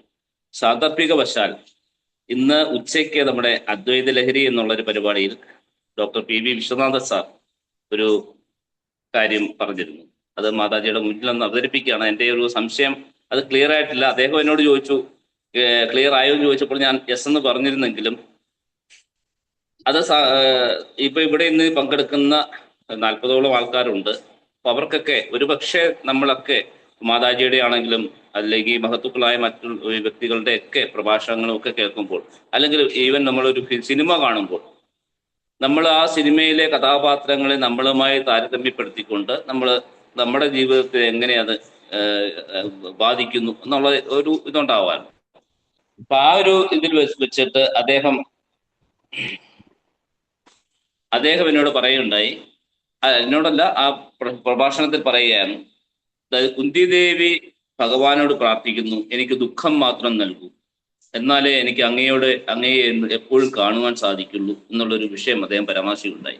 അപ്പൊ അതിനെ ബേസ് ചെയ്തുകൊണ്ടാണ് അദ്ദേഹത്തിനോട് ചോദിക്കുന്നത്. കാരണം നമുക്ക് ദുഃഖം തരണം എന്നുള്ള പ്രാർത്ഥനയോട് കാണാം ഭഗവാനെ പ്രാർത്ഥിക്കേണ്ടത്. അപ്പൊ അങ്ങനെ ഉണ്ടെങ്കിൽ മാത്രമേ ഭഗവാൻ നമ്മളെ, അല്ലെങ്കിൽ നമുക്ക് സ്വപ്നത്തിനെങ്കിലും ആ ഒരു സ്വപ്ന സാക്ഷാത്കാരം, അല്ലെങ്കിൽ ഭഗവാൻ നമ്മുടെ മുന്നിൽ പ്രത്യക്ഷപ്പെടുകയുള്ളൂ എന്നുള്ളൊരു ഒരു ഇടുങ്ങിയ ചിന്താഗതിയായിരിക്കാം ഒരുപക്ഷെ സാധാരണക്കാരെ. ഇപ്പൊ ഞങ്ങളൊക്കെ ഇപ്പം മാതാജിയെ പോലുള്ള മഹത്തുക്കളുടെ മുമ്പിൽ നമ്മളൊക്കെ ഇരിക്കുമ്പോൾ തീർച്ചയായിട്ടും ഇങ്ങനെയുള്ള സാധാരണക്കാരായ എന്നെ പോലുള്ള പ്രശ്നം ഇതാണ്. കാരണം ഓരോരുത്തരും ഇപ്പൊ ഇവിടെ നിന്ന് പങ്കെടുക്കുന്ന എല്ലാവരും, മിക്കാറുള്ളവരൊക്കെ ക്ഷേത്രങ്ങളിൽ പോയി കഴിഞ്ഞാൽ ഭഗവാനെ ഞങ്ങൾക്ക് നല്ലത് വരുത്തണേ, അല്ലെങ്കിൽ എൻ്റെ മകന് എഞ്ചിനീയറിംഗ് കിട്ടണേ, അല്ലെങ്കിൽ മെഡിസിന് കിട്ടണേ, അതല്ലെങ്കിൽ ഞങ്ങളുടെ ജീവിതം വളരെ കാരണം എല്ലാവരും ഭൗതിക സുഖങ്ങൾക്ക് വേണ്ടിയിട്ടുള്ള പ്രയാണത്തിനാണ് എല്ലാവരും. ലോകം മുഴുവൻ അങ്ങനെ തന്നെയാണ്. അപ്പൊ അതിൽ നിന്ന് വ്യത്യസ്തമായി വേറൊരു തലത്തിൽ നമ്മൾ ചിന്തിക്കുമ്പോൾ, കുന്തിദേവി ഭഗവാനോട് പ്രാർത്ഥിക്കുന്നു, എനിക്ക് ദുഃഖം മാത്രം നൽകൂ, ദുഃഖം മാത്രം നൽകിയാലേ ഞാൻ ഭഗവാനെ എനിക്ക് എന്നും ദർശിക്കാൻ സാധിക്കുന്നു. അപ്പൊ അങ്ങനെ ഒരു ഇത് വരുമ്പോൾ ഭക്തി എന്നുള്ള ആ ഒരു കാര്യം, ഭക്തി കാരണം എല്ലാവരും പൂന്താനമാണെങ്കിലും മേൽപ്പത്തൂരാണെങ്കിലും മറ്റുള്ള ആഞ്ഞം കൃഷ്ണനമ്പൂരി അല്ലെങ്കിൽ ആഞ്ഞം മാധവനമ്പൂരി ഇങ്ങനെയുള്ള മഹത്തുക്കളൊക്കെ തന്നെ ഭക്തിയെ വേറൊരു രീതിയിൽ കാണുമ്പോൾ അവരൊക്കെ ഇപ്പൊ എന്നെ പോലുള്ളവരൊക്കെ ഭക്തി നമ്മൾ ഭഗവാനോട് പ്രാർത്ഥിക്കുന്നു, നമുക്ക് നല്ലത് വരുത്തണേ എന്നുള്ള പ്രാർത്ഥനയോട് വരുമ്പോൾ എന്തുകൊണ്ടാണ് കുന്തിദേവി അങ്ങനെ ഒരു പരാമർശം നടത്തിയത്? എനിക്ക് ദുഃഖം മാത്രം നൽകൂ ഭഗവാനെ, എന്നാലേ എനിക്ക് അങ്ങയെ കാണാൻ സാധിക്കും. അപ്പൊ എനിക്ക് അതിന്റെ ആ ഒരു വിഷയം എൻ്റെ മനസ്സിൽ ഇന്നും ഉച്ചയ്ക്ക് മുതൽ ഇങ്ങനെ കടന്ന് എന്താ പറയാ മനസ്സിൽ കടന്ന് ഇങ്ങനെ തിരയടിക്കുകയാണ്. അപ്പൊ അതിൽ നിന്ന് മാതാജിക്ക് എന്നെ മനസ്സിലാക്കാവുന്ന രീതിയിൽ സാധാരണ ഭാഷയിൽ പറഞ്ഞു കഴിഞ്ഞാൽ എനിക്കത് മനസ്സിലാവുമെന്ന് ഞാൻ കരുതുന്നു. ദയവായി കൃപയുണ്ടാവണം. ജയശങ്കര. ജയശങ്കര. ശങ്കര ഭഗവത്പാദര് ഭക്തിയുടെ നിർവചനം പറഞ്ഞിരിക്കുന്നത് സദാ ആത്മാനുസന്ധാനം ഭക്തിരിത്യഭിധീയതേ. സദാ ആത്മാവിനെ അനുസന്ധാനം ചെയ്യുന്നതാണ് ഭക്തി. അപ്പൊ ഭക്തി, ഞാൻ ഈ ക്ലാസ്സിനിടയ്ക്ക് നമ്മൾ ഒരു കാര്യം പറഞ്ഞു, ഓരോ പ്രാണിവർഗവും സത്യത്തിലേക്കുള്ള പ്രയാണത്തിലാണ്. അത് കുന്തിദേവിയല്ല, ദുര്യോധനനല്ല, യുധിഷ്ഠിരനല്ല, അർജുനനല്ല, സകല മാനവരും, പ്രാണനുള്ള സകല വർഗങ്ങളും ഈ സത്യത്തിലേക്കുള്ള പ്രയാണത്തിലാണ്. അപ്പൊ ഓരോരുത്തരും അവരവരുടെ ആന്തരിക നിലയനുസരിച്ചാണ് ഈ വസ്തുതകളെ ഉൾക്കൊള്ളുന്നത്. അപ്പൊ ഇന്നത്തെ ക്ലാസ് പോലും പലരും അവരവരുടെ ആന്തരിക നിലയനുസരിച്ചാണ് അതിനെ ഉൾക്കൊള്ളുന്നത്. അല്ലേ ജ്യോതിഷി? തീർച്ചയായും ഞാൻ മൈക്ക് മ്യൂട്ട് ചെയ്ത് വെച്ചിരിക്കുകയാണ്. അതുകൊണ്ട് ഈ ഉപദേശ സാരത്തില്, ഉപദേശ പഞ്ചരത്നത്തിൽ കൂടി ആചാര്യ ഭഗവത് പാദര് മെയിനായിട്ട് പറഞ്ഞത് ഏകാന്തേ സുഖവാസ്യത പരതരെ ചേതസമാധീയത. അതായത് ആത്മാനുസന്ധാനമാകുന്ന ഭക്തി, ചിത്തവൃത്തി നിരോധമാകുന്ന യോഗം, ഏകം തത് സത് നിരുപാധികം എന്നൊക്കെ പറയുന്ന ആ കേവലമായിരിക്കുന്ന ഭക്തി ജ്ഞാന യോഗ തലം അഭേദമാണെന്ന് കണ്ടുകൊണ്ട് അതിലേക്ക് എത്തപ്പെടാനാണ് പറഞ്ഞത്. അപ്പൊ സാധാരണ ഭൗതിക വ്യവഹാരം നടത്തുന്നവര് സുഖം തേടിയുള്ള പരക്കമ്പാച്ചിലാണ്. കുന്തിദേവി എന്തിനാണ് ദുഃഖം തരാൻ പറഞ്ഞത് എന്ന് ചോദിച്ചാല്, ഭഗവാനെ നിരന്തരം ഓർക്കുന്നതിന് കുന്തിക്ക് ദുഃഖം വേണം എന്ന് തോന്നി. കുന്തിയുടെ തോന്നലാണേ. ഭഗവാനെ സ്മരിക്കുന്നതിന് ദുഃഖം വേണം എന്ന് തോന്നുന്നവര്, ഭഗവാൻ സത്യമാണെന്ന് തോന്നുന്നു, എനിക്ക് ദുഃഖം വന്നാലേ ഞാൻ ദുഃഖമോചനത്തിന് വേണ്ടിയേ പ്രാർത്ഥിക്കൂ ഭഗവാനെ, ഞാൻ വേറൊന്നിനും വേണ്ടി പ്രാർത്ഥിക്കത്തില്ല, എനിക്ക് ദുഃഖമോചനം വേണം, എനിക്ക് സുഖം വേണം, അതിനുവേണ്ടി, സുഖത്തിന് വേണ്ടി ദുഃഖം തന്നാൽ ഞാൻ എപ്പോഴും പ്രാർത്ഥിച്ചോളാം എന്ന് പറയുന്ന ആന്തരിക നില പറയുന്ന സന്ദർഭത്തില് കുന്തിക്കുണ്ടായിരുന്നു എന്ന് നമുക്ക് മനസ്സിലാക്കാം. പറയുന്ന സന്ദർഭത്തിൽ, ആ സന്ദർഭത്തില്, കാരണം ഓരോ നിമിഷത്തിൽ ഇപ്പൊ കേട്ടുകൊണ്ടിരിക്കുന്ന ജ്യോതിഷി ആയിരിക്കത്തില്ല, ഒരുപക്ഷെ അടുത്ത ക്ലാസ് കൂടി, ഇന്നത്തെ ക്ലാസ് ഒന്നുകൂടി ശ്രവണം ചെയ്താൽ ഉണ്ടാകുന്ന ജ്യോതിഷി. കാരണം നമ്മളുടെ അറിവനുസരിച്ച് നമ്മളുടെ ആന്തരിക നില വ്യത്യാസപ്പെടുകയാണ്. അപ്പൊ ആ വ്യത്യസ്തപ്പെട്ടുകൊണ്ടിരിക്കുന്ന ആന്തരിക നിലയ്ക്ക് അനുസരിച്ച് ഓരോരുത്തരും പ്രാർത്ഥിക്കും. നമ്മള് ഓരോരുത്തരും പ്രാർത്ഥിച്ചുകൊണ്ടിരിക്കുന്നത് ഭൗതിക സുഖഭോഗങ്ങൾക്ക് വേണ്ടിയാണ്, അത് നേരെ നേടിയെടുക്കുന്നതിന് വേണ്ടിയാണ് ഭക്തി വെച്ച് പുലർത്തുന്നത് എന്നും ജ്യോതിഷി അതിനിടയ്ക്ക് പറയുകയുണ്ടായി. അപ്പോ സുഖത്തിനു വേണ്ടി പ്രാർത്ഥിക്കുന്നവര് സുഖത്തിൽ ഒളിഞ്ഞിരിക്കുന്ന ദുഃഖത്തെ കാണുന്നില്ല. സുഖമെന്ന് തോന്നുന്നത് യഥാർത്ഥത്തില് സുഖവും അല്ല. അപ്പോഴ് സാധാരണ മാനസിക വ്യാവഹാരിക തലത്തിൽ എത്തി നിൽക്കുന്ന സുഖഭോഗങ്ങളൊന്നും യഥാർത്ഥ സുഖമല്ല എന്ന് തിരിച്ചറിയുന്ന തലത്തിലേക്ക് നമ്മൾ ഉയരണം. കുന്തിദേവി എന്തിനാ പ്രാർത്ഥിച്ചെന്ന് വെച്ചാൽ, കുന്തിക്ക് ഭഗവാനെ ഓർക്കണം എന്നൊരു ആശ തോന്നി. ഭഗവാനെ ഓർക്കണമെങ്കിൽ ദുഃഖം വേണമെന്നും കുന്തിക്ക് തോന്നി. അതുകൊണ്ട് കുന്തി അങ്ങനെ പ്രാർത്ഥിച്ചു. നമ്മൾ തോന്നുന്നു നമുക്ക് എന്റെ കുടുംബം സമാധാനമായിട്ട് പോകണം എന്ന് പ്രാർത്ഥിക്കുന്നവര് തനിക്ക് അത് വേണം എന്ന് തോന്നുന്നു. അല്ല, ഈ കുടുംബവും ഈ ലോകവും ഈ സകല ജഗത്തും ഞാൻ കാണുന്ന രീതിയിലല്ല. എനിക്ക് ആചാര്യ ഭഗവത് പാദരുടെ ഉപദേശം ലഭിച്ചിട്ടുണ്ട്. ഈശാവാസ്യമിതം സർവ്വം എന്ന ഉപനിഷത്ത് വചനം ഞാൻ ശ്രവണം ചെയ്തിട്ടുണ്ട്. അതുകൊണ്ട് ഞാൻ കാണുന്ന രീതിയിലല്ല. എന്റേതായിട്ട് ഇവിടെ ഒന്നുമില്ല.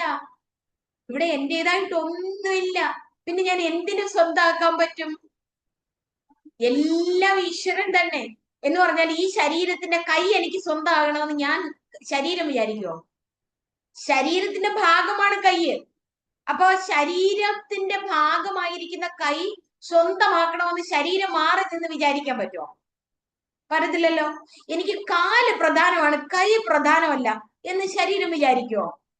ഒരിക്കലുമില്ല. എന്തുകൊണ്ട്? കാല് ശരീരത്തിന്റെ ഭാഗമാണ്, കൈയും ശരീരത്തിന്റെ ഭാഗമാണ്. കാത് വേണം, കണ്ണ് വേണ്ട എന്ന് ശരീരം വിചാരിക്കുമോ? ഒരിക്കലുമില്ല. എന്തുകൊണ്ട്? കാതും കണ്ണും ശരീരത്തിന്റെ ഭാഗമാണ്. എങ്ങനെ ഒരുപോലെ ഈ ശരീരത്തെ കാണുന്നുവോ അതുപോലെ ഈ പ്രപഞ്ച ശരീരം ഏകമായിരിക്കുന്ന ബ്രഹ്മമാണ്. എങ്ങനെ? ഈ ശരീരം എങ്ങനെ ഒരു ശരീരമായിരിക്കുന്നുവോ അതുപോലെ പ്രപഞ്ച ശരീരം ഏകമാണ്.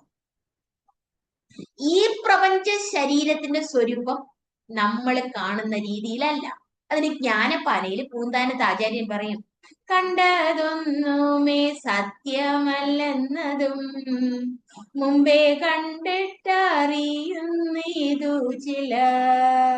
ചിലരൊക്കെ അത് കാണുന്നു. പിന്നെന്താണ്? മുന്നമേ കണ്ട വിശ്വമശേഷവും ഒന്നായുള്ളൊരു ജ്യോതിസ്വരൂപമായി. ഈ കാണുന്ന ജഗത്ത് മുഴുവൻ ഏകമായിരിക്കുന്ന ജ്യോതിസാണ്, ജ്യോതിസ്വരൂപമാണ് ജ്യോതിഷ്ഠി. മുന്നമേ കണ്ട വിശ്വമശേഷവും ഒന്നായുള്ളൊരു ജ്യോതിസ്വരൂപമായി. ജ്യോതിസാണ്, ഏകമായിരിക്കുന്ന പ്രകാശമാണ്.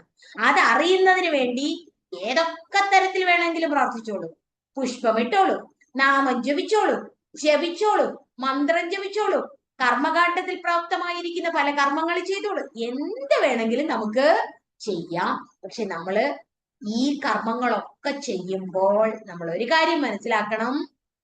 ആചാര്യ ഭഗവത്പാദൻ, അദ്വൈത സത്യ മത പുനഃസംസ്ഥാപകൻ, നമ്മളുടെ ഗുരുനാഥൻ, നമ്മളുടെ ആചാര്യശ്രേഷ്ഠൻ നമ്മെ ഉപദേശിച്ചിരിക്കുന്ന വാക്കുകളെ കേട്ടുകൊണ്ട് നമ്മൾ ആന്തരികമായിട്ട് എങ്ങനെ ഉയരണമെന്ന് നമുക്ക് കുറേശ്ശെ ശനൈരുപരമേത്.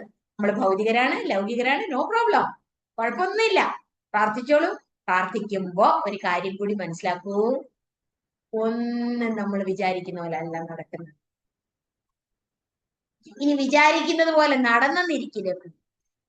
ഇനിയും നമ്മൾ അടുത്ത ദിവസം നമ്മൾ പ്രാകർമ്മ പ്രവിലാപ്യതാം എന്നുള്ളത് നമ്മൾ വിശകലനം ചെയ്യും. എങ്ങനെ ഈ പ്രാരബ്ധ ശരീരം എടുത്ത് ഇങ്ങോട്ട് വന്നത്, ഇനി അവിടെ എത്ര ഡെപ്പോസിറ്റ്, വളരെ ടൺ കണക്കിന് ഡെപ്പോസിറ്റ് ബാക്കിയുണ്ട്, അതിനി എങ്ങനെ വരുമെന്ന് അറിയത്തില്ല. അത് നല്ല ഗംഭീരമായ ഒരു വിശകലനമാണ്. അത് അടുത്ത ക്ലാസ്സിൽ നോക്കാം. എന്തായാലും കുന്തി അങ്ങനെ പ്രാർത്ഥിച്ചുവെങ്കിൽ നമുക്ക് നോക്കൂ, ഇവിടെ ഇന്ന് ഈ ക്ലാസ്സിൽ ഇരിക്കുന്ന ഓരോരുത്തരും ഓരോ പ്രാർത്ഥനയാണ്, ഓരോരുത്തരുടെയും പ്രാർത്ഥന ഓരോന്നാണ്. അത് വിശ്വാനമ്പൂരി സാറിന്റെ ആയാലും അതുപോലെ തന്നെ ജ്യോതിഷ്ഠിയുടെ ആയാലും ജ്യോതിഷ്ഠിയുടെ കുടുംബത്തിലെ ഓരോരുത്തരുടെയും പ്രാർത്ഥന ഓരോ സമയത്ത് ഓരോന്നാണ്. അങ്ങനെ പ്രാർത്ഥന ഓരോന്നായിരിക്കുന്നത് അപ്പോഴപ്പോഴുള്ള മാനസിക വൈരാഗ്യ നിലനിൽപ്പ്, മാനസിക വൈകാരിക സ്ഥിതിക്ക് അനുസരിച്ചാണ്. ഈ മാനസിക വൈകാരിക സ്ഥിതി ഏറിയും കുറഞ്ഞു വയ്ക്കുക. വിവേകത്തിനനുസരിച്ച് വൈകാരിക സ്ഥൈര്യം ലഭ്യമാകും, വികാരങ്ങൾക്ക് ഒരു സ്ഥിരത ലഭ്യമാകും. ആ സ്ഥിരത ലഭ്യമാകുമ്പോൾ വികാരങ്ങളെ അതിജീവിച്ച് നമ്മള് മുന്നോട്ട് പോകും. അപ്പൊ നമുക്ക് കൂടുതൽ വ്യക്തമായിട്ട് ഇഷ്ടഭക്തിങ്കൽ നിറഞ്ഞുള്ളൊരേകത്തെ ഇഷ്ടമായി കാൺമതേ ഭക്തി, ഇഷ്ടഭക്തിങ്കൽ നിറഞ്ഞുള്ളൊരേകത്തെ, ഇഷ്ടഭക്തിങ്കൽ നിറഞ്ഞുള്ളൊരേകത്തെ ഇഷ്ടമായി കാൺമതേ ഭക്തി, ശക്തി എഴുന്നതിൽ വസ്തുവില്ലാതായി ബുദ്ധി നിൽക്കുന്നതേ ഭക്തി, ശക്തി എഴുന്നതിൽ ആസക്തി വെച്ച് പുലർത്തുന്ന വസ്തുക്കളിലൊക്കെ വസ്തുവില്ലാതായി, ആ വസ്തു ഇല്ലാതായി ചൈതന്യത്തെ കാണുന്നത് ബുദ്ധി നിൽക്കുന്നതേ ഭക്തി. നമ്മുടെ ഗുരുനാഥന്റെ ബ്രഹ്മശ്രീ ശാന്താനന്ദഗിരി സ്വാമിജിയുടെ ഭക്തിയും ശക്തിയും എന്ന ഗംഭീരമായ ഒരു കൃതിയുണ്ട്. അതില് ഭക്തിയെക്കുറിച്ച് ശക്തിയെക്കുറിച്ച് എന്ത് സംശയം ഉണ്ടെങ്കിലും വളരെ വ്യക്തമായി വിശദീകരിക്കുന്നുണ്ട്. എന്തായാലും സ്വല്പം മനസ്സിലായി എന്ന് വളരെ സ്വല്പമല്ല, പൂർണ്ണമായും മനസ്സിലായി. വളരെ സന്തോഷം മാതാജി. കാരണം സമയത്തിന്റെ പരിമിതിക്കുള്ളിൽ നിന്നുകൊണ്ടല്ലോ സംശയം ചോദിക്കാൻ സാധിക്കുള്ളൂ. അപ്പൊ അത് വിശ്വാസാന്റെ ക്ലാസ്സിൽ അദ്ദേഹം പറഞ്ഞിരുന്നു, എന്നാൽ അത് പൂർണ്ണമായി ഉൾക്കൊള്ളാൻ സാധിച്ചില്ല. അതിന്റെ പൂർണ്ണ രൂപം ഇപ്പം മാതാജിയിൽ നിന്ന് ലഭിക്കുകയുണ്ടായി. വളരെ സന്തോഷം, വളരെ നന്ദി. അതേപോലെ ഇന്നിവിടെ പങ്കെടുക്കുന്ന ആർക്കെങ്കിലും എന്തെങ്കിലും സംശയം ചോദിക്കണമെങ്കിൽ നമുക്കൊരു 2 മിനിറ്റ് കൂടെ അനുവദിക്കണമെന്ന് അപേക്ഷിക്കുന്നു. വേറെ ആർക്കെങ്കിലും എന്തെങ്കിലും ചോദിക്കാനുണ്ടെങ്കിൽ മുന്നോട്ട് വരാം, ദയവായി വരിക. സംശയമൊന്നുമില്ല, വളരെ ഭംഗിയായി. ഞാൻ വിവേകിയാണോ എന്ന ഒരു ബോംബിട്ടുകൊണ്ടാണ് മാതാജി തുടങ്ങി വെച്ചത്. വളരെ ഭയം, അതോടുകൂടി ആശങ്കയ്ക്ക് പിന്നെ ഇഷ്ടംപോലെ അവസ്ഥയായി, മനസ്സ് പല ദിക്കിലേക്ക് യാത്ര തുടങ്ങി.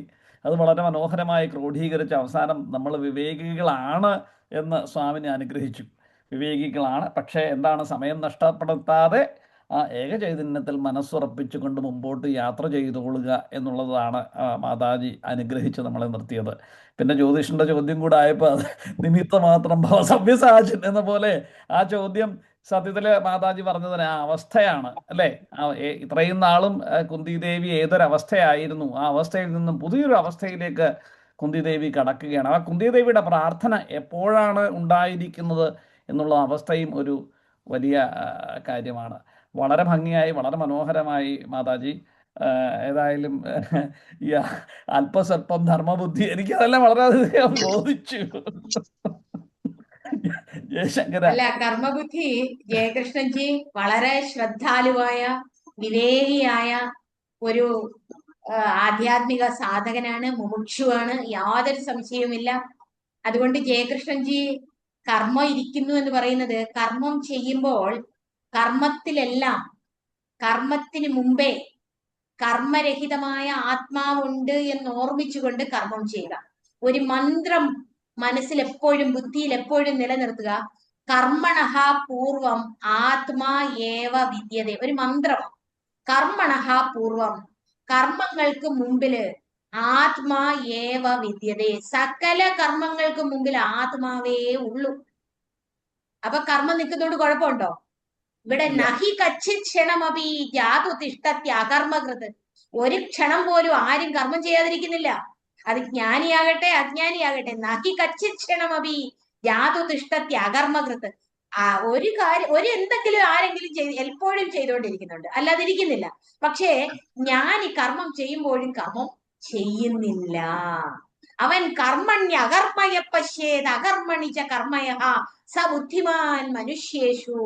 അവൻ മനുഷ്യരിൽ വെച്ച് ബുദ്ധിമാനാണ്, അവൻ വിവേകിയാണ്. എങ്ങനെ? കർമ്മത്തിൽ അകർമ്മത്തെ ദർശിക്കും, മനസ്സിന്റെ ചലനങ്ങളിൽ നിശ്ചലതയെ ദർശിക്കും, ബുദ്ധിയുടെ ചലനങ്ങളിൽ ആ പ്രകാശത്തെ ദർശിക്കും. അതായത് ബുദ്ധി എപ്പോഴെപ്പോൾ ചലിക്കുന്നുവോ അപ്പോഴൊക്കെ ബുദ്ധിയില് പ്രകാശത്തെ ദർശിക്കും. അതിനും നമ്മുടെ ഗുരുനാഥന്റെ ഒരു പദ്യമുണ്ട്. എന്റെ ബുദ്ധിയിൽ ഭാസിച്ചിടുന്നതാ അന്ധമറ്റ പ്രകാശ സ്വരൂപമേ, നിൻ തിരൂരുവാകുന്നു ലോകമൻ അന്തരംഗത്തിൽ മായാതെ തോന്നണം.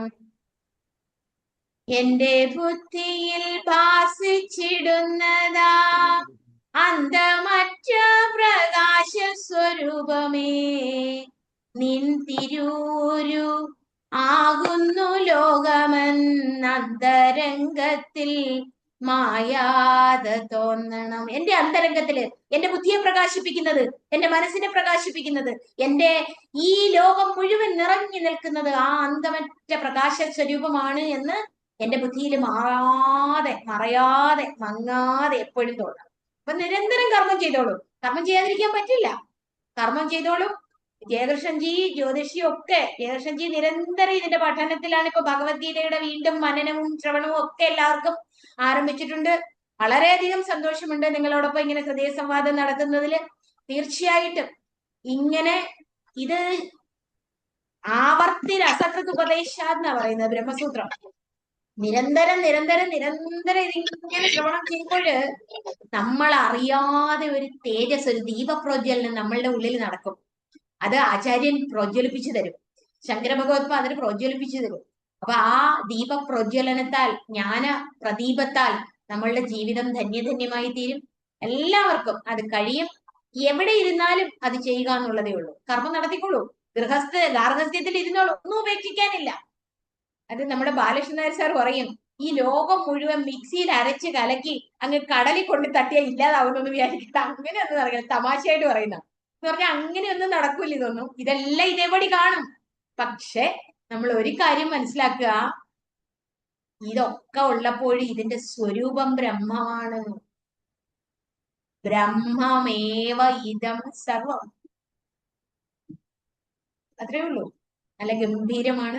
എന്തായാലും ഈ മഹത്തായ ആശയ ആദർശങ്ങൾ, ഉപദേശ സാരം ഗ്രഹിക്കാൻ ആചാര്യന്റെ അനുഗ്രഹം നമുക്ക് ലഭിക്കുന്നു. സന്തോഷം. വളരെ സന്തോഷം മാതാജി. തീർച്ചയായും എനിക്ക് തോന്നുന്നു നിങ്ങളെ പോലുള്ള മഹത്തുക്കളുടെ ഈ പ്രഭാഷണ പരമ്പരകൾ ശ്രമിച്ചത് കൊണ്ടാണ് ഇങ്ങനെയുള്ള ചോദ്യങ്ങൾ ചോദിക്കാനുള്ള ഒരു മാനസിക ധൈര്യം തന്നെ ലഭിക്കുന്നത്. ഒരുപക്ഷെ മാതാജിയുടെയും അതേപോലെ ജയേട്ടന്റെയും അതേപോലെ വി വിശ്വനാഥൻ നമ്പൂതിരി സാറിന്റെ ഒക്കെ ക്ലാസ്സുകൾ നമ്മൾ നിരന്തരം കേൾക്കുകയും അല്ലെ. അപ്പൊ അത് ഇപ്പൊ ഈ പറയുന്ന ദിഗ്വിജയന്റെ 33ഓളം ക്ലാസ്സുകളായി. ഇതുവരെ എനിക്ക് അങ്ങനെ ചോദ്യങ്ങളൊന്നും ചോദിക്കാനുള്ള ഒരു ഇത് വന്നിട്ടില്ല. പക്ഷെ ഇപ്പോൾ നമ്മളത് കോൺസെൻട്രേറ്റ് ചെയ്യുമ്പോൾ നമുക്കത് ചോദിക്കാനുള്ള ധൈര്യം ലഭിക്കുന്നു എന്നുള്ളതാണ്. അത് വലിയൊരു കാര്യം തന്നെയാണ്. തീർച്ചയായും അത് എനിക്ക് മനസ്സിലാകുന്നുണ്ട്. അതേപോലെ തന്നെ ഇപ്പൊ ഇവിടുത്തെ ഉപസംഹരിക്കുന്നതിന് മുമ്പ് നമ്മുടെ ഡോക്ടർ ജയകൃഷ്ണൻ നമ്പൂതിരി അദ്ദേഹം അഹം ബ്രഹ്മാസ്മി എന്നുള്ള പരിപാടി നടത്തുന്നുണ്ട്. അതിലിപ്പോൾ ഇപ്പൊ മാതാജി പറഞ്ഞതുപോലെ തന്നെ ഭഗവത്ഗീത കഴിഞ്ഞ ചൊവ്വാഴ്ച തുടങ്ങി വെച്ചിരിക്കുകയാണ്. ഭഗവത്ഗീതയുടെ വ്യാഖ്യാനവും ഭഗവത്ഗീത അപ്പൊ പഠിക്കാൻ ആഗ്രഹമുള്ളവർക്ക് ആ ക്ലാസ്സിൽ പങ്കെടുക്കാം. തീർച്ചയായും നമ്മുടെ ഈ പ്രസ്ഥാനത്തിന്റെ ശരിക്കും പറഞ്ഞ അടിവേരുകളെന്ന് തന്നെ പറയാം നമ്മുടെ ഇതേപോലുള്ള പരിപാടികളാണ്. അത് പല ആൾക്കാരും കാണുന്നുണ്ട്. യൂട്യൂബിൽ ഇട്ട് കഴിഞ്ഞാൽ തന്നെ കൂടുതൽ വ്യൂവേഴ്സ് വരുന്നുണ്ട്. ഇതൊക്കെ നമുക്ക് മാനസിക സന്തോഷം നൽകുന്ന കാര്യം തന്നെയാണ്. എല്ലാവർക്കും ഭഗവാന്റെ കാരുണ്യം ഉണ്ടാവട്ടെ, എല്ലാവർക്കും ജഗദീശ്വരന്റെ കാരുണ്യം ഉണ്ടാവട്ടെ എന്ന് ആത്മാർത്ഥമായി പ്രാർത്ഥിച്ചുകൊണ്ട് നമുക്ക് ഇന്നത്തേക്ക് ഇവിടെ വാങ്ങാം. എല്ലാവർക്കും നന്മയുണ്ടാവട്ടെ. ജയശങ്കര ജയശങ്കര ജയശങ്കര ജയശങ്കര ജയശങ്കര ജയശങ്കര ജയശങ്കർ. ജയശങ്കര.